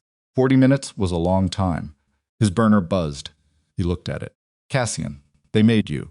2 teams. There is a 3rd you can't see. Get off this road now. Exit 14. There is a structure. I'm sending coordinates. He stared at the message. Beside him, Alara was watching the mirror. Cassian says exit 14, he said. She said nothing for a moment. If Cassian is still operating as a frame asset, she began, then exit 14 is a trap, he said. And if he's genuinely trying to help us, then staying on this road with 3 cars behind us is the trap, he said. They looked at each other for a fraction of a second, which was all the time available. She took the exit. The coordinates led them to a farm equipment storage facility, corrugated metal walls, enormous dark interior, The kind of place that existed in the space between the highway and the agricultural land, and served no purpose except storage, and occasionally, conversations that needed to happen without witnesses. She cut the headlights 50 yards before the entrance, pulled in on momentum. The building swallowed them. Dark, cold, the smell of machine oil and dry earth. They sat in the car without moving. Outside, the highway noise continued, diminished, continued again. 3 minutes. The headlights that had followed them from the highway did not appear at the facility entrance. They lost us at the exit, she said quietly. Or they're waiting, he said. They're waiting? We'll know in 10 minutes. They sat. At the 8-minute mark, a door at the far end of the facility opened, not the main entrance, a side door, and a figure came in with a flashlight pointed down. Elara's hand found the door handle. Wait, Adrian said. The figure stopped at the edge of the flashlight's reach. Vale, said a voice he didn't recognize. I'm from Cassian. He said to tell you Baltimore. 1998. He said you'd know. Adrian sat with the words for a moment. Baltimore. 1998.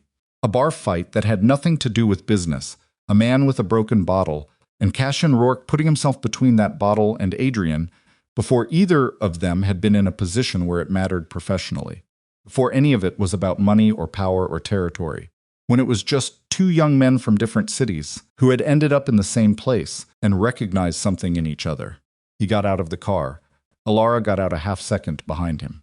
The figure with the flashlight was a man in his 40s, compact and weathered, with the particular stillness of someone trained to wait. There's a location, he said. Cassian found it 3 days ago. He didn't act on it because he needed confirmation, and he needed a way out for Mrs. Rourke that didn't trigger a response from the frame. He looked at Adrian. He needs your people to run the extraction. He can't use his own people are being monitored, Adrian said. A facility in Caldwell District, the man said. Industrial. Used to be a cold storage company. 4 guards.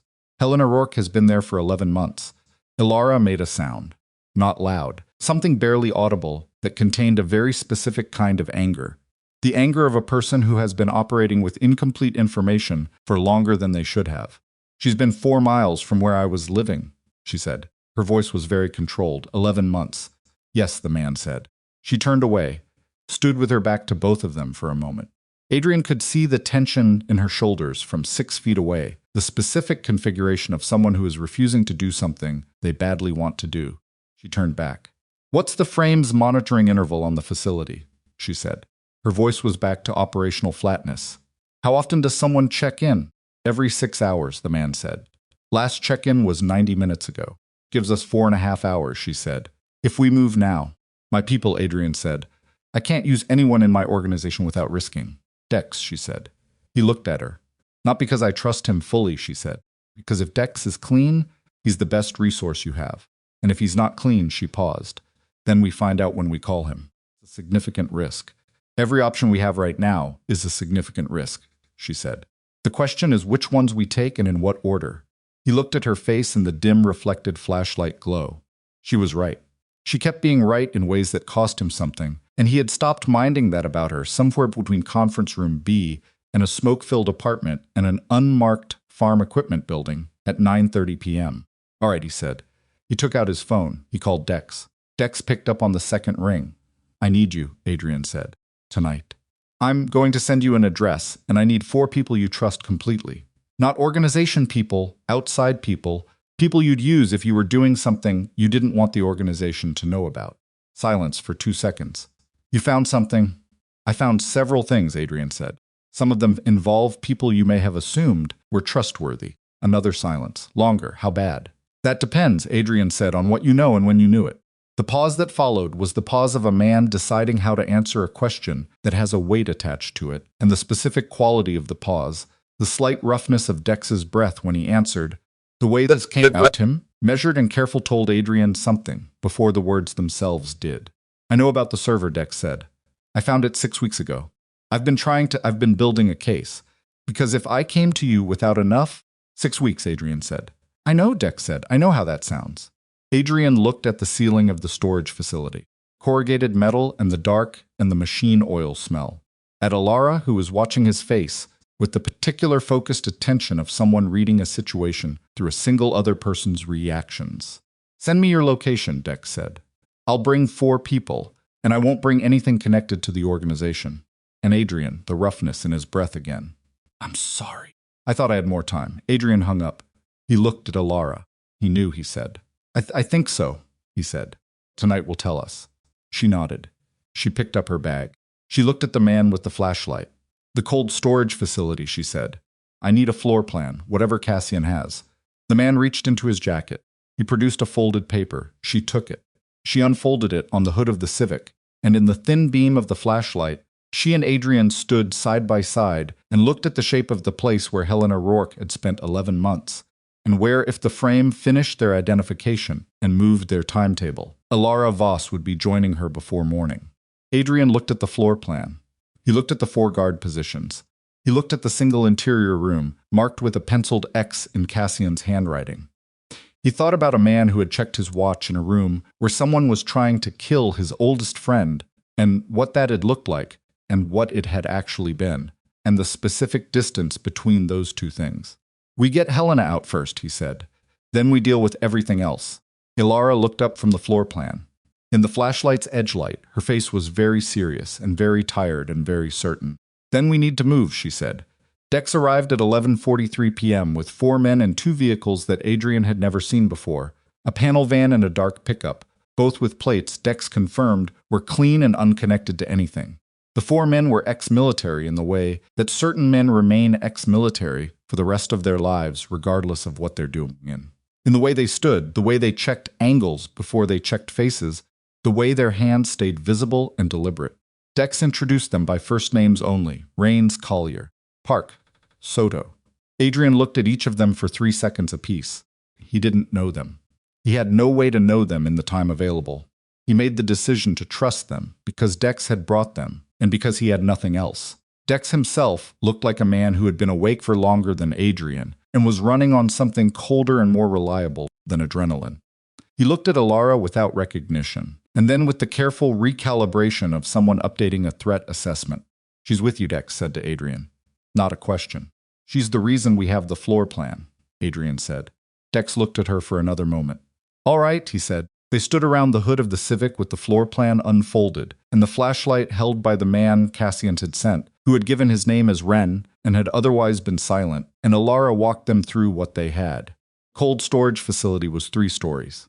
The ground floor was the original refrigerated storage decommissioned, no longer temperature controlled, now essentially a large concrete shell divided by the original partition walls into chambers of varying sizes.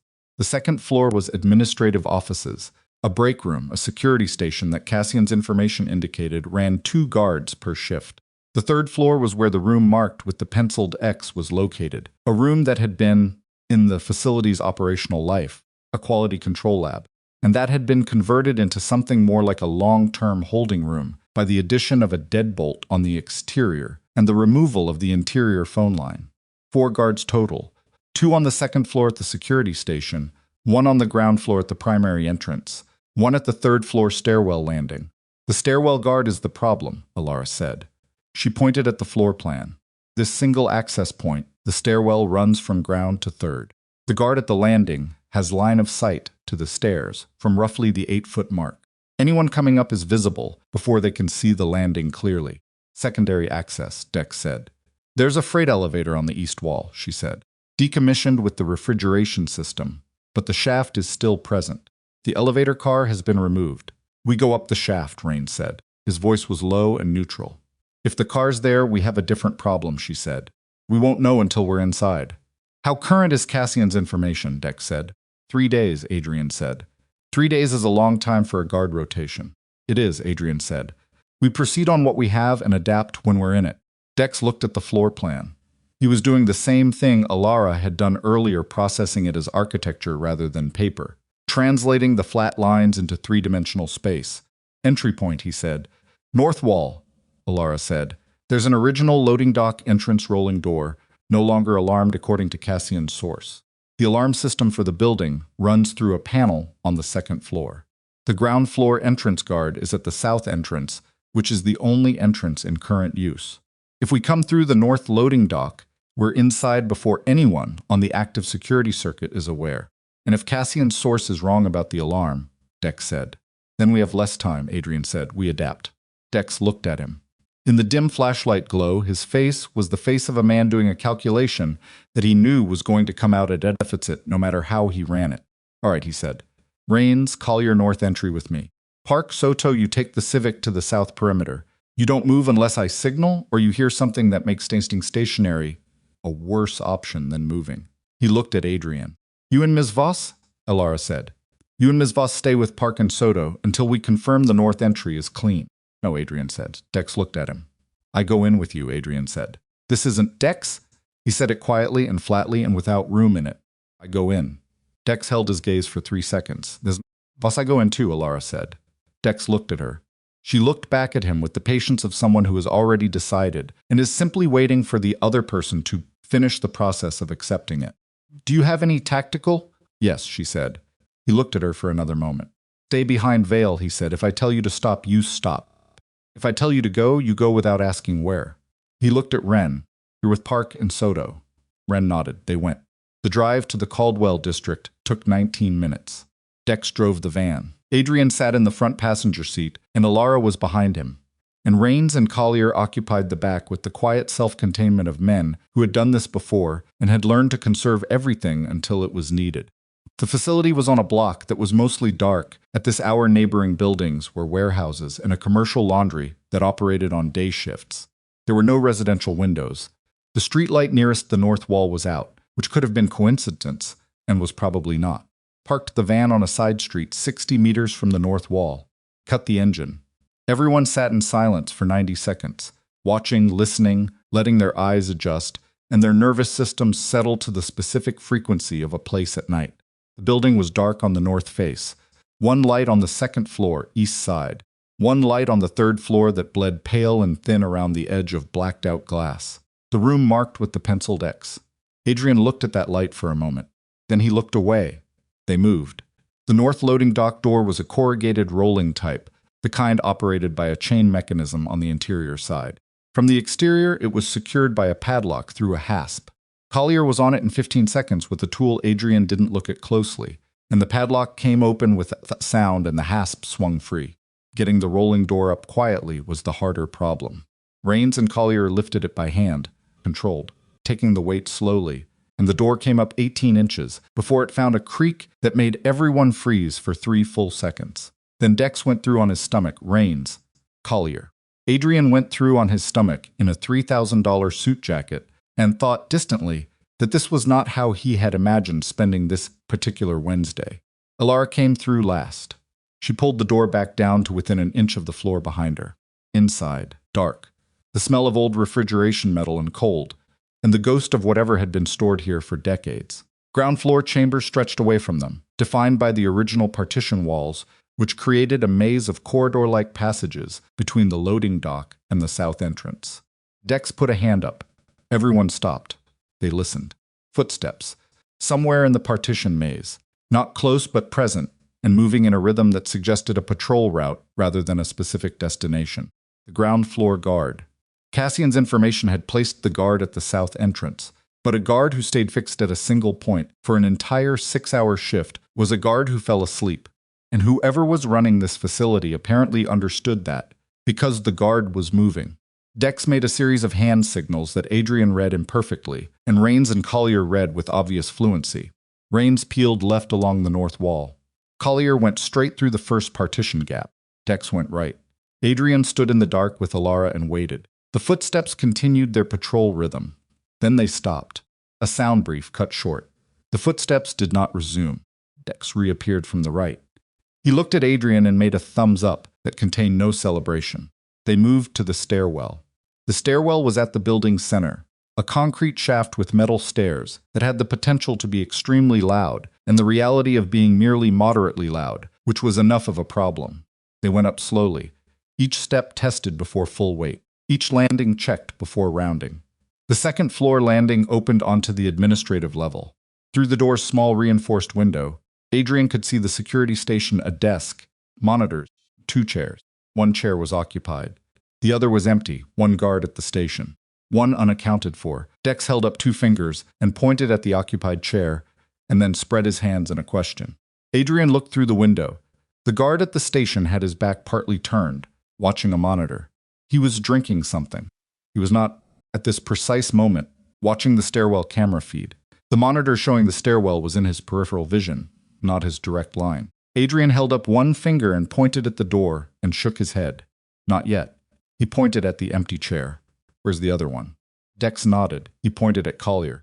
Collier moved past the second-floor door and continued up the stairs toward the third floor, moving with the careful precision of someone who understood that the third-floor stairwell guard might hear the second-floor door if it opened.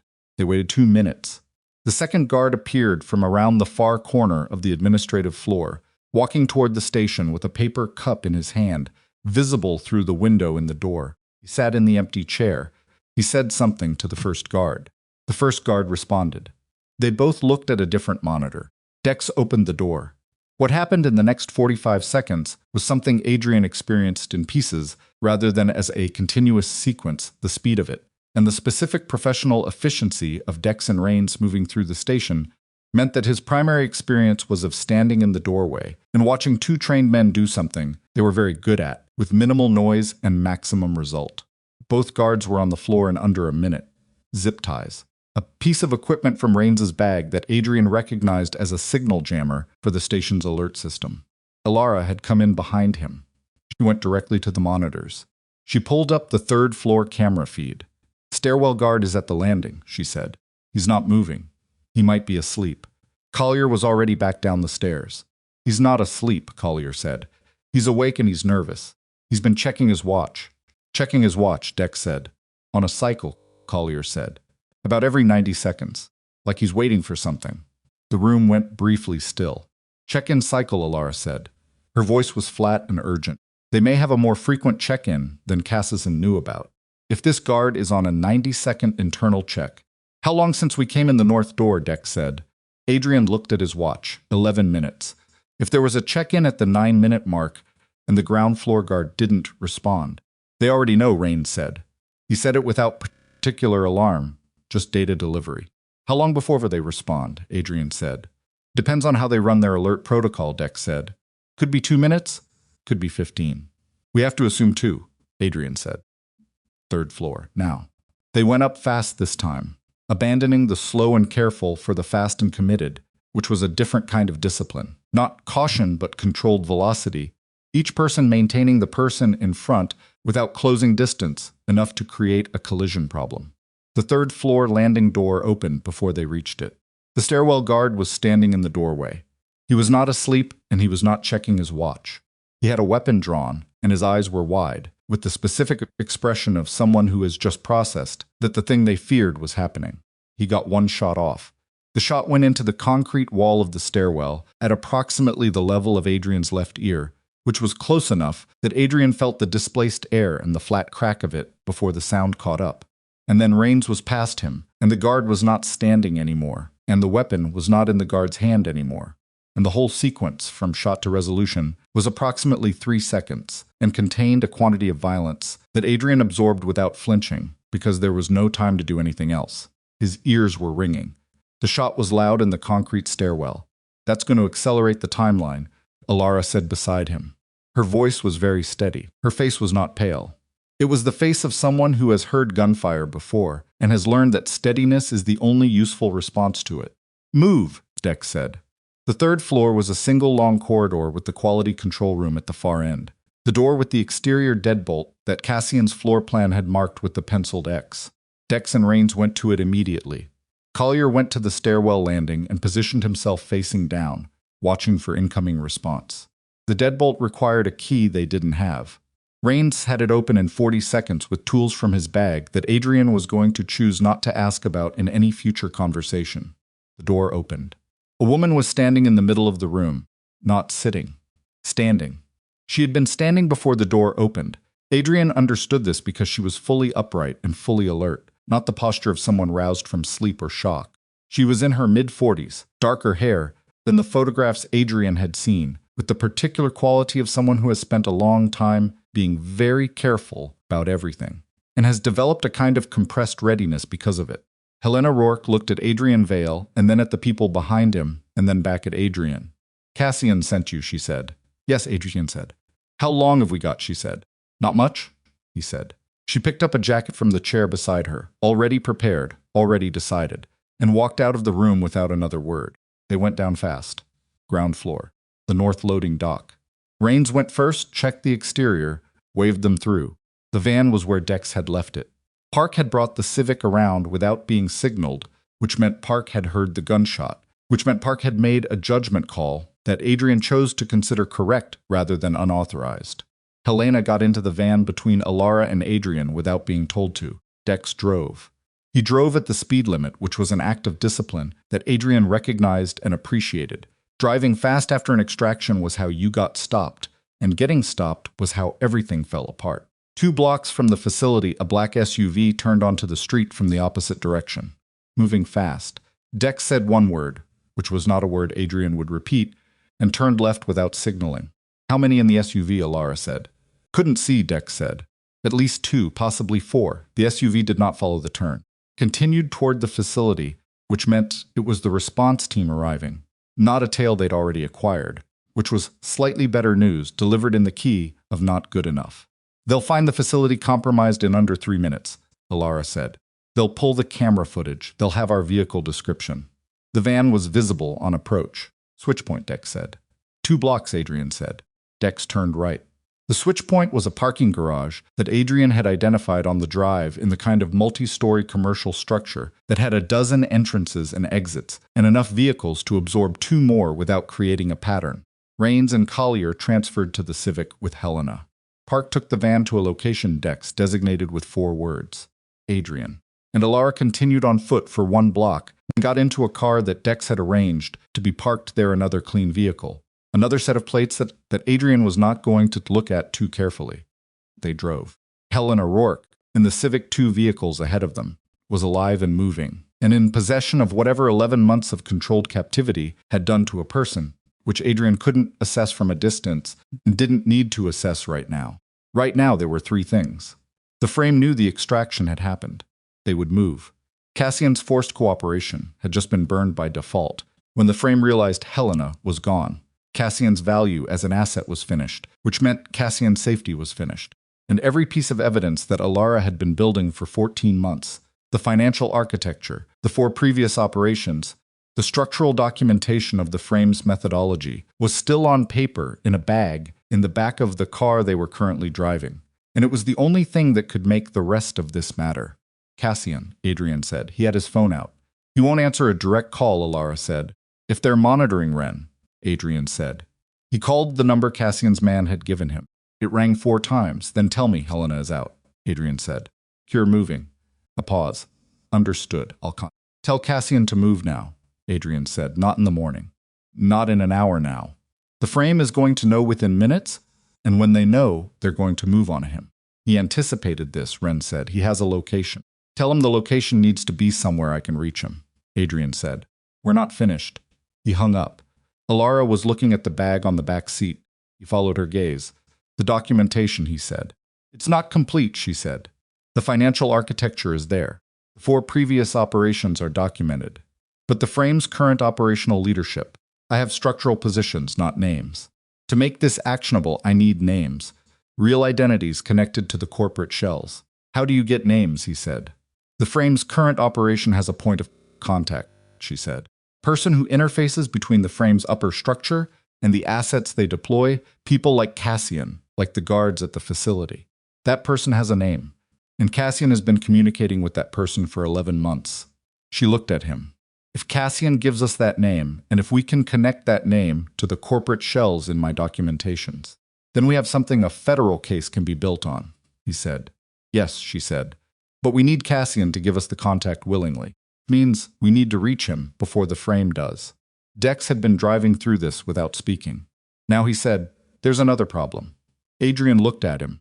The frame has been using your organization's infrastructure as a host for their financial routing, Dex said. I've known that for 6 weeks. What I didn't know, what I found tonight while I was getting the 4 people together, is that the routing isn't just passive. It's been used to move money that can be documented as originating from your accounts. The cold came back. They've been building a case against me, Adrian said. Not against you specifically, Dex said. Against your organization as a vehicle for their operations. They can't collapse you from the inside on their own timetable. They can trigger a federal investigation using the documentation they've been building through Rourke's server. The investigation would do the collapsing for them. How long before they can trigger it? Elara said. The documentation needs to be submitted to a federal contact, Dex said. If they have a contact already identified hours, if they have to build the submission from scratch, maybe 48 hours. They have a contact, Elara said with certainty. The frame always has institutional contacts. It's part of the architecture. 48 hours at most. Adrian thought about the shape of what they were in. He'd entered this night, trying to keep himself alive and extract a woman from a room with a deadbolt. The thing he was now inside was larger than that. He was inside a structure that had been built around him for 14 months, and the structure had doors that were closing, and the window that remained was narrowing with every minute. He thought about what Elara had said in that first meeting in the gutted restaurant. The window is when they're most active and most vulnerable, because they have to move people and money simultaneously, and movement creates exposure. The frame was moving. They were exposed, but only if someone was positioned to see them moving and had the right documentation to make the exposure matter. We need Cassian, he said. And we need somewhere to put everything we have in a form that can be transmitted to the right people before the frame's federal contact receives whatever they're building. Vera, Elara said. He looked at her. We never made it to Vera, she said. She was 2 hours by car, which we never drove. But her capability pulling the location data from the photograph files, building a transmission package, that's exactly what we need. And she's invisible to everyone in this. The frame hasn't mapped her. She's not in any documentation they've built. Can you reach her without a phone? He said. There's a dead drop protocol, Elara said. We established it when we both left Meridian. If I send something to a specific address, a physical letter, specific format, she checks it within 24 hours. 24 hours is too long, she said, I know. She was quiet for a moment. But there's a secondary contact. Someone who knows how to reach her faster. Someone I haven't used in 14 months, because using him means telling him everything. Who? He said. She looked out the window. His name is Garrett Lowe. He was Meridian's senior analyst before Marcus. He left 5 years ago. He works in financial fraud investigation. Independent. He has federal relationships, and he has institutional knowledge of the frame's methodology, because Marcus shared his early research with him. She paused. He's been waiting, I think, for someone to bring him something complete enough to act on. You trust him, Dex said. More than I've trusted almost anyone in the last 14 months, she said. Which isn't a high bar, but it's real. Adrian's phone buzzed. Ren Cassian is mobile. He says the foundry on Ellerman Street. He says you'll know it. Adrian did know it. An abandoned industrial building on the east edge of the Caldwell district that had been in legal limbo for 6 years, owned, nominally by one of his holding companies, never developed, the kind of property that existed in organizational inventories as a tax position, and otherwise didn't exist at all. Nobody outside his inner circle knew that property existed. Nobody except a man who had been given access to everything for 19 years. He looked at Dex, the foundry. Dex nodded. He took the next right. The foundry was 3 stories of brick and broken glass, and the particular silence of a building that has been empty long enough to develop its own atmosphere. They went in through a ground floor window that someone Cassian, or Ren, or someone Cassian had sent ahead, had cleared of glass and framed with a piece of canvas to protect against the edges. Cassian was on the 2nd floor. He was sitting on an overturned crate with his coat still on and his hands on his knees, and the expression of a man who has been waiting in the dark for a very specific piece of news and has not yet received it. Adrian came up the interior stairs and stopped at the edge of the room. Helena is out, he said. Cassian's hands came off his knees. He put them on his face, both of them, covering everything from his jaw to his forehead. And he sat like that for 4 seconds without making a sound, and Adrian looked away and let him have those 4 seconds, because they were the only thing that was Cassian's in this entire night. Then Cassian took his hands down. His face was the face of a man who had just set down something that had been breaking him for 11 months. Where? He said. Moving, Adrian said. Rains and Collier are with her. He's safe. Cassian nodded. He breathed. He looked at Elara, who was standing behind Adrian's left shoulder, and something moved across his face. Not quite recognition, but awareness of significance. You're the one who warned him at the gala, he said. Yes, she said. They've been watching you since before you came to this city, he said. I know, she said. I need your frame contact, the name. And I need the communication logs you have every transmission. Every instruction, every response. Cassian looked at Adrian. She's the reason we have anything, Adrian said. She's the reason we have a window. Cassian was quiet for a moment. The contact's name is Aldrich Moen, he said. He operates through 3 corporate identities. The one he used with me is a financial consultancy called Vantegra Partners. He looked at Alara. He's not at the top. He's operational management. If you can connect him to the corporate shells, I can, she said. I have the shell structure. I need the connector. Moen is the connector, Cassian said, and he's about to burn everything and disappear. That's what they do when an operation gets exposed. The frame triggers the federal submission, creates maximum chaos, and Moen disappears into one of his other identities while the investigation consumes the target. How long does he take to disappear? Dex said. Last time, the Pittsburgh operation. He was gone in 36 hours after the trigger, Cassian said. How do you know about Pittsburgh? Alara said. Because after they told me what they wanted and showed me the photograph of Helena, they showed me Pittsburgh, Cassian said. As a demonstration, as a way of explaining that refusing was not an option. He looked at his hands. They showed me what happened to the man in Pittsburgh who tried to refuse. The room was very quiet. Alara pulled the bag open. She took out a series of documents, the printed architecture, the corporate shell structure, the transaction records. She spread them on the floor because there was no table, and the crate was occupied, and the floor was what there was. Sit here, she said to Cassian. She pointed at the floor beside the documents.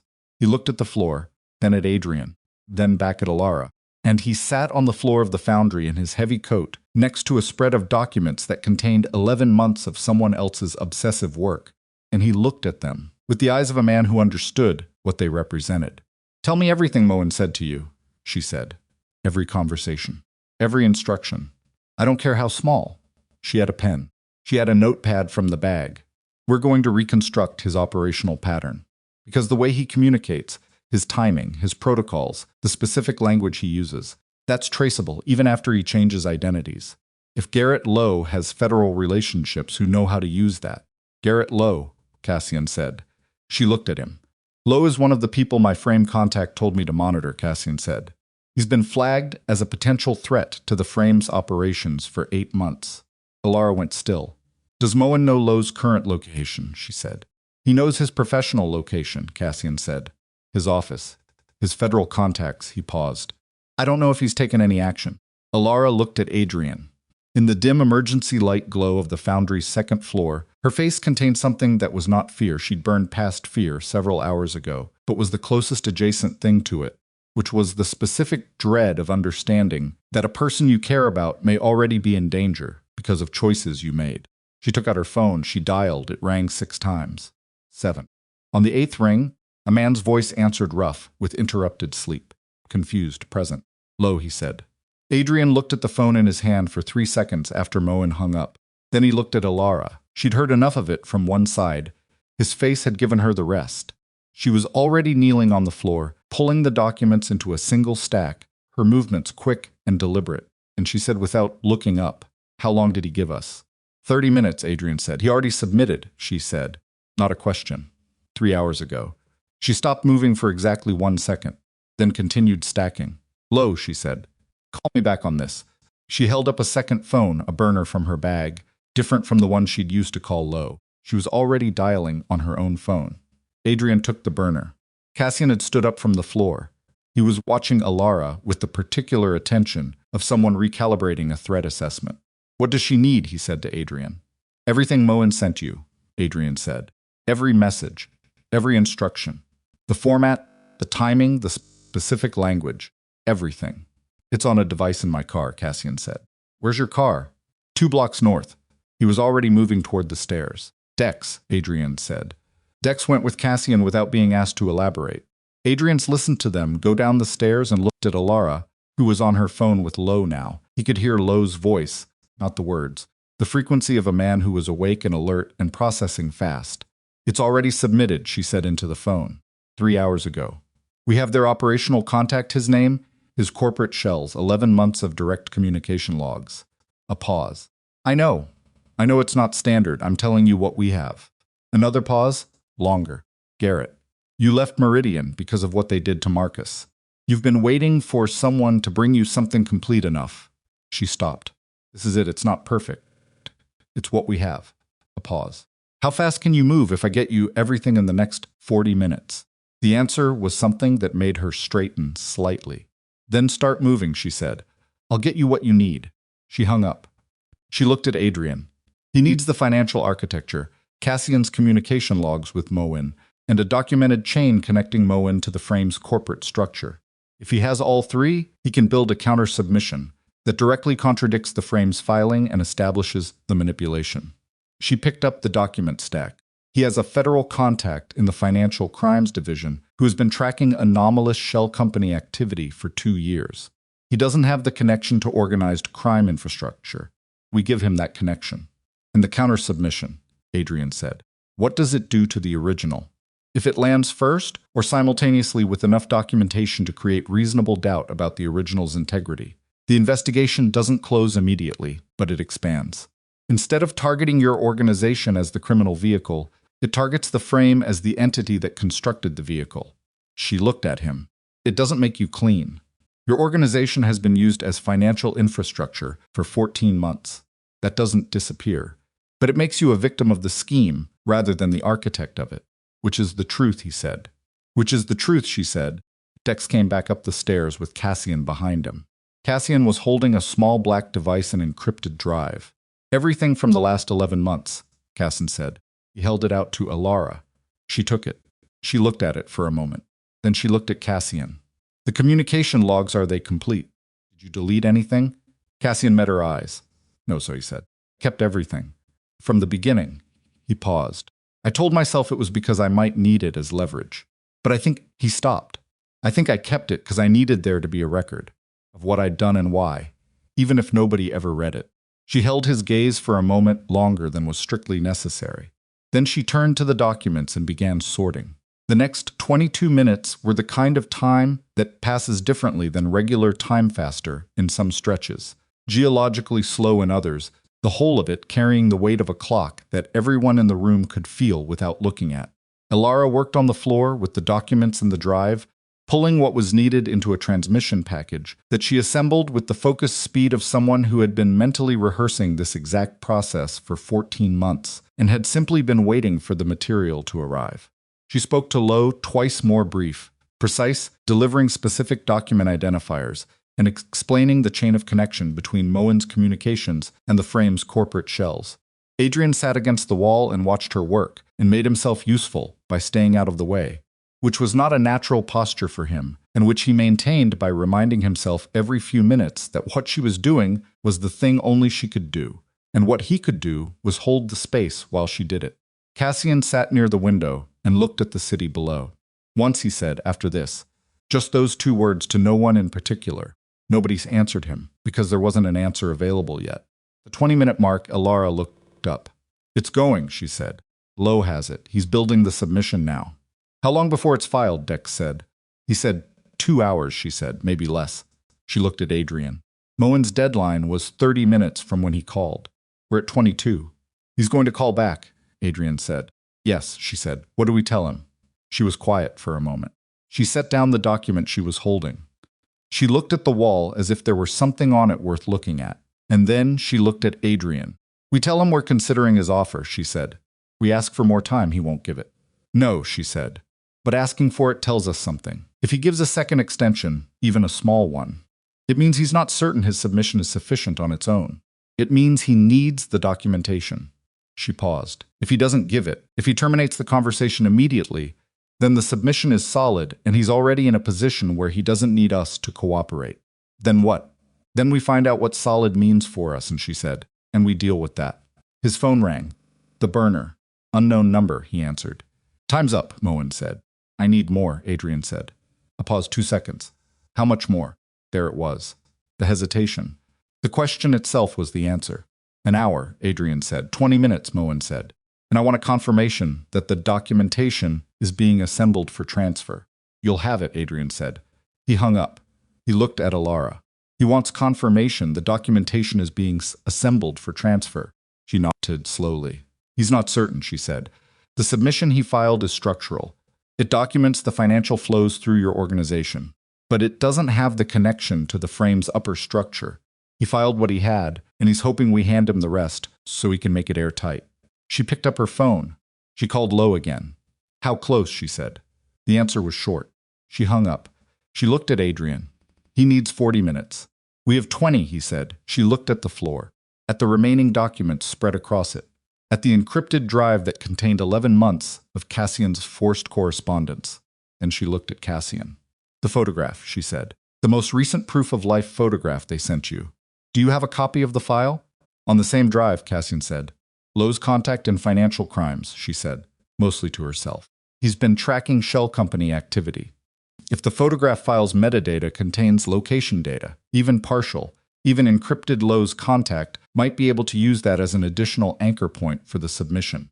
Something that connects the frame's operational infrastructure to a physical location." She looked at Adrian. "Buys us nothing directly, but it makes Lowe's submission more complete, which makes ours land heavier than theirs, even if they arrive simultaneously." "How long to pull the metadata?" Adrian said. 5 minutes, she said. "If I have the right tool." Dex produced a laptop from somewhere. Adrian had stopped questioning where Dex kept things, and Alara worked on it for 4.5 minutes while everyone in the room breathed at a careful, measured pace, and the night continued outside the foundry's broken windows. She sat back. "There's a partial coordinate," she said. The photograph was taken in the Caldwell district. She looked up slowly. "Not the cold storage facility. Somewhere else. They had a second location," Dex said. "Or the cold storage was the primary, and the photograph was taken elsewhere as misdirection," she said. "Either way. It's a specific block radius. Lowe's contact can work with that. She was already forwarding it." "Okay," she said. "He has everything." The 20 minutes expired. Moen called. Adrian answered. "The documentation," Moen said. "Where is it?" "It's not coming to you," Adrian said. A silence. Longer than Moen's previous pauses. "Think carefully about the documentation is in the possession of an independent analyst with federal contacts who is currently building a counter-submission that directly contradicts and contextualizes your filing," Adrian said. Kept his voice even. He kept it at the same level he'd used in conference room B with Cassian, in the gutted restaurant with Alara, in every room where the information being exchanged had consequences that outlasted the conversation. "The submission will include 11 months of direct communication logs between your operational contact Aldrich Moen and a coerced asset inside my organization. It will include a documented chain connecting Moen to the frame's corporate shell structure. And it will include location data that places the frame's operational infrastructure at a specific block radius in the Caldwell district." Silence. "Your filing targeted my organization as a criminal vehicle," Adrian said. "Our filing will establish my organization as the vehicle that was used, the frame as the entity that used it, and Aldrich Moen as the operational manager who coerced that use through the kidnapping and detention of a private citizen." He paused. "The citizen has been recovered. She is currently with people who know exactly what happened to her and why. Her testimony is available." The silence stretched. "What do you want?" Moen said. His voice had not changed in register. It was still flat and precise. But something in the tempo was different. The particular quality of a man who has had his map of the next few hours significantly altered. "I want your submission withdrawn," Adrian said. "Tonight, I want documentation of the withdrawal sent to my attorney within the hour. And I want the frame's operational file on this city, all of it. Every asset, every contact, every planned action transmit to the same analyst who is currently building the counter-submission. And if I refuse, then both submissions land," Adrian said. "And the investigation expands to include the frame's operational structure and methodology." Which means Moen is not a facilitator who disappears into a clean identity in 36 hours. He is a named subject in an active federal investigation with documented evidence connecting him to coercive financial crime and unlawful detention. He paused. "Your operational management. You're not the top. Which means when the investigation expands, you become the most useful person to turn." Another long silence. "This isn't how the frame operates," Moen said. But the flatness in his voice had developed a hairline fracture, something under it that was doing rapid recalculation. "I know how the frame operates," Adrian said. "I know about Pittsburgh. I know about the 4 previous operations. I know about the transition window and the absorption structure and the way you build a frame around an existing operation and replace it from inside." He looked at Alara, who was watching his face with the absolute stillness of someone hearing their own work delivered in someone else's voice.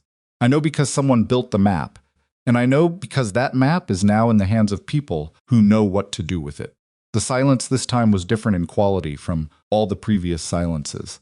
It had a specific texture, the texture of a decision being made in real time by a man who was very good at making decisions and who was processing the dimensions of a situation that had become, in the last 3 minutes, substantially different from the one he had called to manage. 1 hour, Moen said. 45 minutes, Adrian said. The line went dead. Adrian lowered the phone. The room was very quiet. Dex was looking at him. Cassian was looking at him. Alara was looking at him with an expression he'd never seen on her face before.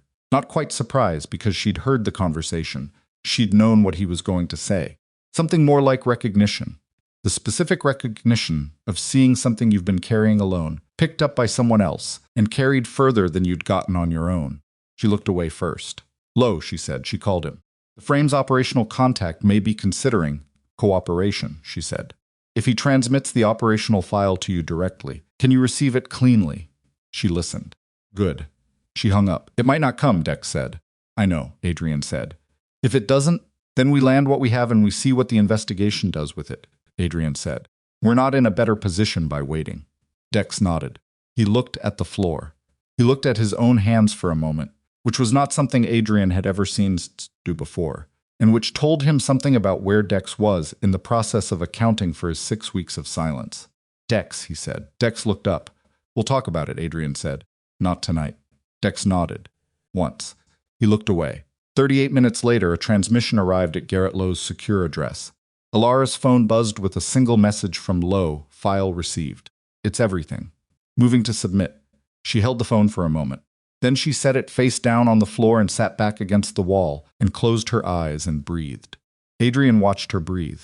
He watched the tension that had been in her shoulders since the apartment with the smoke grenade, since the Civic on the highway, since the parking structure with Cassian, since the first moment she'd stepped beside him in the Hargrove Gala, with a tray of empty glasses and a warning begin very slowly to change its quality, not to disappear, to settle into something different, something heavier but less sharp. Cassian was looking at his phone. Helena, he said quietly. Rain says she's asking for me. Adrian looked at him. Go, he said. Cassian looked back at him, a long look, full of things that neither of them was prepared to say yet. Not tonight. Maybe not for a long time, Adrian, he said. Go, Adrian said again. Be with her. Cassian left. The foundry went quiet. Dex moved to the window and stood there with his back to the room, looking out at the city below, doing the thing good security people did when they understood that the people they protected needed space that they could only provide by withdrawing from it without actually leaving. Adrian sat against the opposite wall from Alara. The distance between them was maybe 8 feet. The floor was cold concrete, and the room smelled like brick dust and decades-old machine oil, and the particular cold of a November that had been pressing against the broken windows all night. He looked at the document still spread across the floor between them, the remnants of 14 months of work, the pieces that hadn't been transmitted, structural diagrams and annotated maps, and handwritten notes in the margins that were Alara's shorthand, and that he could partially read and partially not. It was Marcus's handwriting in the margins, he said. Not a question. He'd noticed it looking different in places, slightly different pen pressure, slightly different letter formation. She opened her eyes. She looked at the documents. Some of it, she said, the earliest parts. He had better handwriting than me. He looked at a page near his left foot. What does this say? She looked. It's a note about the frame's timing pattern between operations. He thought there was a seasonal component, that they initiated new operations in the late fall, after Q3 financial reporting, when anomalous transactions were harder to flag against general market movement. She paused. He was right. The gala was in November. Adrian looked at the page. At the handwriting of a man who had been dead for 14 months and whose work had survived him and traveled and been picked up and carried forward by someone who'd cared enough to risk everything on completing it. Did you ever tell him what you'd built on his foundation? He said. He was dead before I had anything worth telling, she said. The flatness of it landed. He didn't try to soften it. I'm sorry, he said. She looked at him. You didn't know him. No, he said. But he built something that mattered, and he didn't get to see it matter. She was quiet for a moment. He knew it would matter, she said. That's why he kept building. You don't spend 2 years mapping something that you think will go nowhere. She looked at the ceiling. He was stubborn. He was absolutely convinced that the frame was real and that the official version was wrong, and that the only way to prove it was to have the complete picture, not pieces. The whole thing, she breathed. He would have been insufferable about being right. Something in Adrian's chest, something that had been wound tight for so many hours, that he'd stopped feeling it as tension and started feeling it as normal eased fractionally. I know people like that, he said. She looked at him sideways. Not quite a smile, but in the vicinity. The sun came up. Not dramatically. November didn't do dramatic sunrises in this city. Came up gray and gradual, the darkness becoming less dark, the broken windows of the foundry, letting in a light that was mostly just the absence of night. Lowe called it 6:43 a.m. Both submissions landed, he said. Elara had him on speaker, her phone on the floor between her and Adrian. The frame's original filing is under review. Ours came in 40 minutes later with the full operational context and the 11 months of communication logs. My contact in financial crimes flagged the conflict immediately. A pause. They opened a parallel track. The original investigation on Vale's organization suspended pending review of the conflicting filing. What does suspended pending review mean? Adrian said. It means nobody is coming through your door this morning, Lowe said. It means there is an active question about the integrity of the original submission. It means you have time. How much time? Elara said. Weeks, Lowe said, possibly months. The frame's financial structure is complex. Untangling what's genuine criminal enterprise and what's manufactured documentation is going to take time. A pause. The Moen file. The operational logs he transmitted, that's accelerant. That's not months. That's weeks, maybe less. My contact has already flagged it for priority review. And Moen himself, Adrian said, a longer pause. He's not in the system yet, Lowe said. He transmitted the file, and then he went dark, which is what these people do. But the file is what matters. The file is the map. With the map, finding Moen is eventually inevitable. Eventually, Elara said. Eventually, Lowe said. Sorry, I can't promise faster than that. She looked at the floor. I know, she said. It's enough for now. There's one more thing, Lowe said. The 4 operations before this city. Pittsburgh. 2 financial firms. The logistics company. The frame's operational file documents all 4. With this level of documentation, the previous operations can be reopened. A pause that had something in it. Something careful, deliberate, including the Meridian operation, Elara, including what happened to Marcus and the others. The official finding can be formally challenged. The room was very quiet. Elara was looking at her phone on the floor. Her face was doing something that was not tears. She'd burned past the point where tears were available hours ago, but was the thing that comes after the point where tears were available. Kind of exhausted release that didn't have a clean expression and didn't need one. Okay, Lowe said. Get some rest. I'll be in contact. He hung up. Dex had turned from the window at some point during the call. He was looking at Adrian with the face of a man waiting for instructions and understanding that instructions were not immediately forthcoming. Go home, Dex, Adrian said. Take your 4 people and go home. I'll call you this afternoon. You're sure, Dex said. Yes, Adrian said. Dex looked at Elara. He looked back at Adrian. All right, he said. He moved toward the stairs, stopped. For what it's worth, he said, Adrian's back, the 6 weeks. I thought I was protecting the operation. I thought if I came to you without enough, I'd be starting a war I didn't have the ammunition for. I know, Adrian said. That doesn't make it right. No, Adrian said, it doesn't. We'll talk about what it makes it when I've had some sleep. Dex went down the stairs. They heard him go, and then they heard the ground floor and the canvas-covered window, and then they heard nothing. The foundry was empty, except for the 2 of them, and the documents on the floor, and the gray November light coming through the broken glass. Adrian didn't move for a while. He sat against the wall and let his body tell him what a night without sleep, and a run through a building, and a concrete floor did to a man in his mid-40s, and what it reported was not pleasant, and he noted it, and set it aside the way he set most things aside when there was still work to be done. Except there wasn't work to be done. Not immediately. Not this morning. He looked at the documents. At Marcus Teal's handwriting, in the margins of a page about seasonal financial patterns. At 14 months of Elara's work in a stack on a cold floor. What happens to your documentation now, he said. Lowe keeps it, she said. The originals go to his federal contact as part of the submission record. Keep copies, she paused. For the challenge to the Meridian finding. That's going to be a separate process. How long? Longer than I want, she said. Faster than I thought possible 2 days ago. He looked at her. She was still on the floor, back against the wall, legs extended in front of her, looking at the documents with the tired eyes of someone who has been living inside something for so long that seeing it from outside, finished or as finished as it was going to be for now, was a kind of vertigo. "Where will you go?" he said. She thought about it. Really thought, not deflecting. "I don't know yet," she said. "I have a friend in Portland. I've been meaning to call her for about a year." She paused. "I haven't because every time I thought about calling her, I'd think about how much I'd have to explain, and I didn't have the energy. And now I'm so tired I might not even try to explain," she said.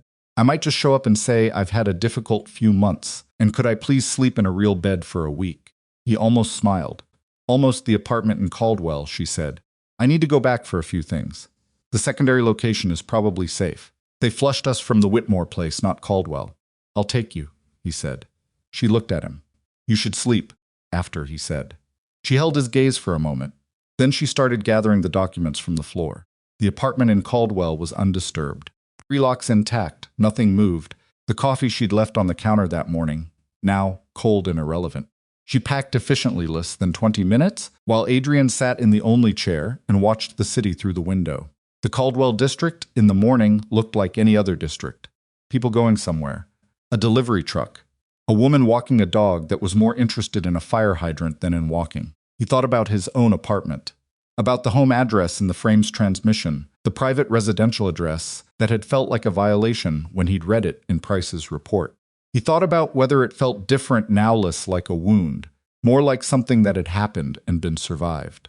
He thought about the waterfront development project he'd been describing to Senator Harlow at the gala, the permits that were leverage rather than architecture, and the specific emptiness of a conversation about a thing that was never going to be built. Elara came out of the bedroom with a bag that was noticeably fuller than the one she'd had at the Whitmore apartment. She set it by the door. She looked at the cold coffee. "Do you want fresh?" she said. "Yes," he said. She made fresh coffee. She brought him a cup and took one for herself and sat on the edge of the kitchen table because there was only one chair and he was in it. She drank her coffee and looked at the wall. "What happens to your organization?" she said. He thought about it. "Some of it survives the review," he said. "The legitimate businesses, the property portfolio. The parts that were being used as financial infrastructure by the frame are going to be under scrutiny for months." He paused. "Some of it should probably not survive." She looked at him. "There are pieces I built 20 years ago that I built because they were necessary at the time," he said. "Territory, arrangements, people who are with me because of what I was rather than what he stopped." He drank his coffee. "Some of those pieces don't make sense anymore. Not because the investigation makes them dangerous. Because I'm 44 years old, and I'm sitting in a Caldwell district kitchen after a night like this one, and I'm having trouble remembering why certain things were ever worth the cost." She was very still, listening. "Cassian had 19 years of access to everything, because I trusted him that far," he said, "and he used that trust to protect his wife from people who were using my organization to hollow it out from inside. And if the organization had been something different, something smaller and less," he stopped. "They needed a host. They specifically needed something the size and shape of what I built. If it had been different, they would have needed something else. You're not responsible for what they used it for," she said. "No," he said. "But I'm responsible for building something large enough and opaque enough that it was useful to them for 14 months before anyone noticed." He looked at his coffee. "It's not nothing." She held her cup with both hands. She looked at him steadily, with the particular quality of attention she brought to things she was actually considering rather than simply receiving.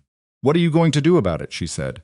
He thought about Dex, about Price, about the legitimate property portfolio and the construction companies and the accounting firms and the 30 people he employed directly who had never been involved in anything that required a burner phone or a clean vehicle.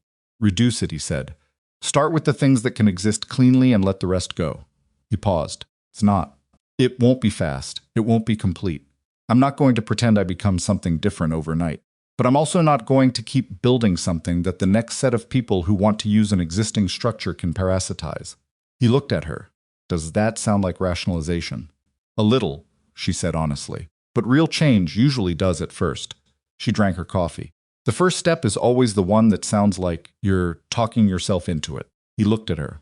"You're not very comforting." "You didn't ask me to be comfortable," she said. "No," he said, "I didn't." She set her cup down. She looked at her bag by the door.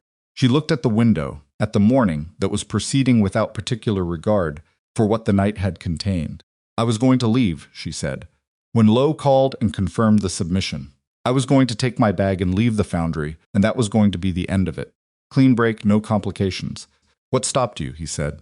You offered to drive me, she said, and I was tired enough to say yes. He looked at her. Is that the only reason? She met his gaze. No, she said, but it was the reason I said out loud.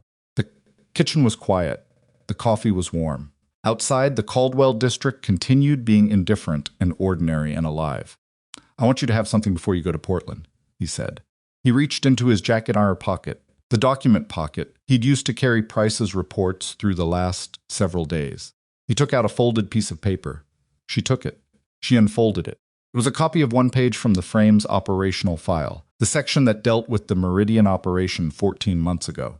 Not the financial structure, the operational account. Who had given the order? Who had executed it? 4 names and next to each name a role. Lowe has this in the submission, Adrian said. But this is your copy. I made it before we transmitted. It's yours. She looked at the 4 names for a long time. Her face was doing the complicated thing that faces do when they receive information they've been seeking for a long time, and the receiving of it is nothing like the imagining of it, simultaneously more and less than, expected real in a way that the imagining never was. She folded the paper carefully. She put it in the inner pocket of her coat. Thank you, she said. He nodded. She stood. She picked up her bag. She looked at him still sitting in the chair, and she said, You should sleep before you make any decisions about your organization. Sleep has a way of making things that seemed clear look different in the morning. She paused, or further in the morning. I know, he said, I will. She moved toward the door. She had her hand on the knob. She had 3 locks to undo, Alara, he said.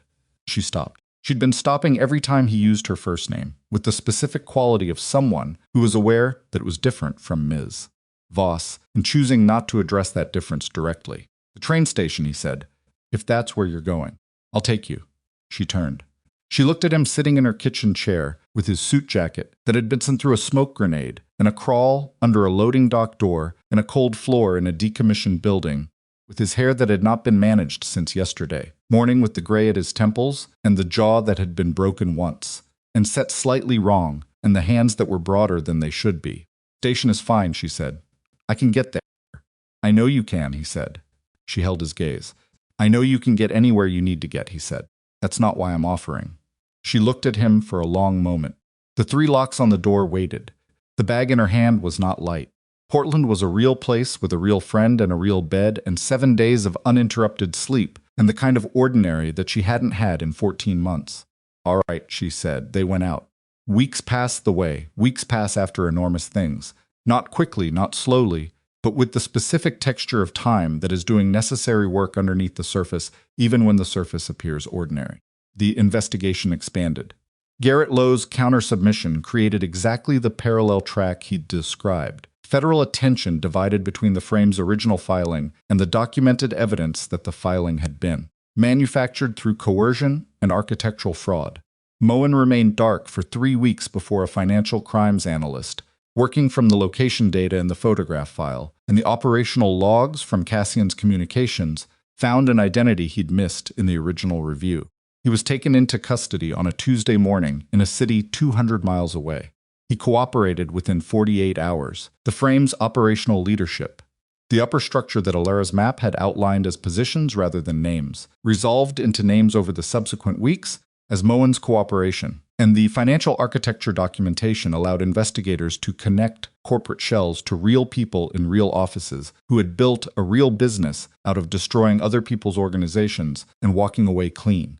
They had not walked away clean this time. The Meridian operational file, when formally reviewed by a federal oversight board, produced a finding that directly contradicted the original organized crime attribution. The 4 deaths were reclassified. Mark Steele's investigation was acknowledged as the work that had made the eventual prosecution possible. Alara learned about the reclassification from Lowe by phone, standing in a Portland kitchen that was not hers, looking out a window at a November rain that looked nothing like the November rain in the city she'd left. She stood with the phone against her ear after the call ended and said nothing for a while. Then she called her friend into the kitchen and told her she was hungry. They made eggs. Adrian reduced his organization the way he'd described. Not overnight, not cleanly, not without cost. It was a process that lasted months and involved lawyers and negotiations, and several conversations that were the hardest of his professional life, and a few that were harder than that. Some people stayed. Some people were let go in ways that were fair, and some in ways that were necessary, and a few in ways that were both. Dex stayed. They had the conversation Adrian had promised, not immediately, not comfortably, but fully over 2 hours in the same gutted restaurant where he'd first met with Alara. What Dex had done with his 6 weeks of silence was what Dex had said. He'd thought he was protecting the operation. He'd been wrong about the method and right about the instinct. They agreed on that together and agreed on what it meant going forward, which was a different kind of trust than before, clearer about its limits, more explicit about its terms. Cassian and Helena left the city 2 months after the night at the foundry. Not in the manner of people running in, the manner of people who had looked at the shape of their life in one place and decided it fit better somewhere else. Cassian sent Adrian a message the day before they left. One line, "I know what I owe you. I know I can't pay it. I'll try anyway." Adrian did not respond immediately. He thought about the response for 3 days. Then he sent back, Baltimore. 1,998. We were already even. He did not know if that was fully true. He sent it anyway. The train station was arrivals, not departures. He was standing near the east entrance on a Tuesday morning in February, 3 months after November, when the train from Portland came in and the platform filled with people, and he watched the doors. He had not told her he would be there. He had called Lowe, who had called the friend in Portland, and he had information that was a train number and an approximate time, and the uncertainty of whether she would be on it, because the decision to return to this city was hers, and he hadn't made any part of it his. He stood near the east entrance with his coat buttoned against February and his hands in his pockets and watched the platform doors. She came through at 7 minutes past the scheduled arrival time, with a bag over one shoulder and a second bag in her hand, and the particular look of someone who has slept on a train and is managing the transition between train sleep and actual wakefulness with the determination of a person who has survived worse. She saw him. She stopped. He didn't move toward her. He had decided, somewhere between calling Lowe and standing here, that he would not move toward her, that this was her decision in every direction it went, and that the only thing he was going to offer was presence, and then whatever came from it.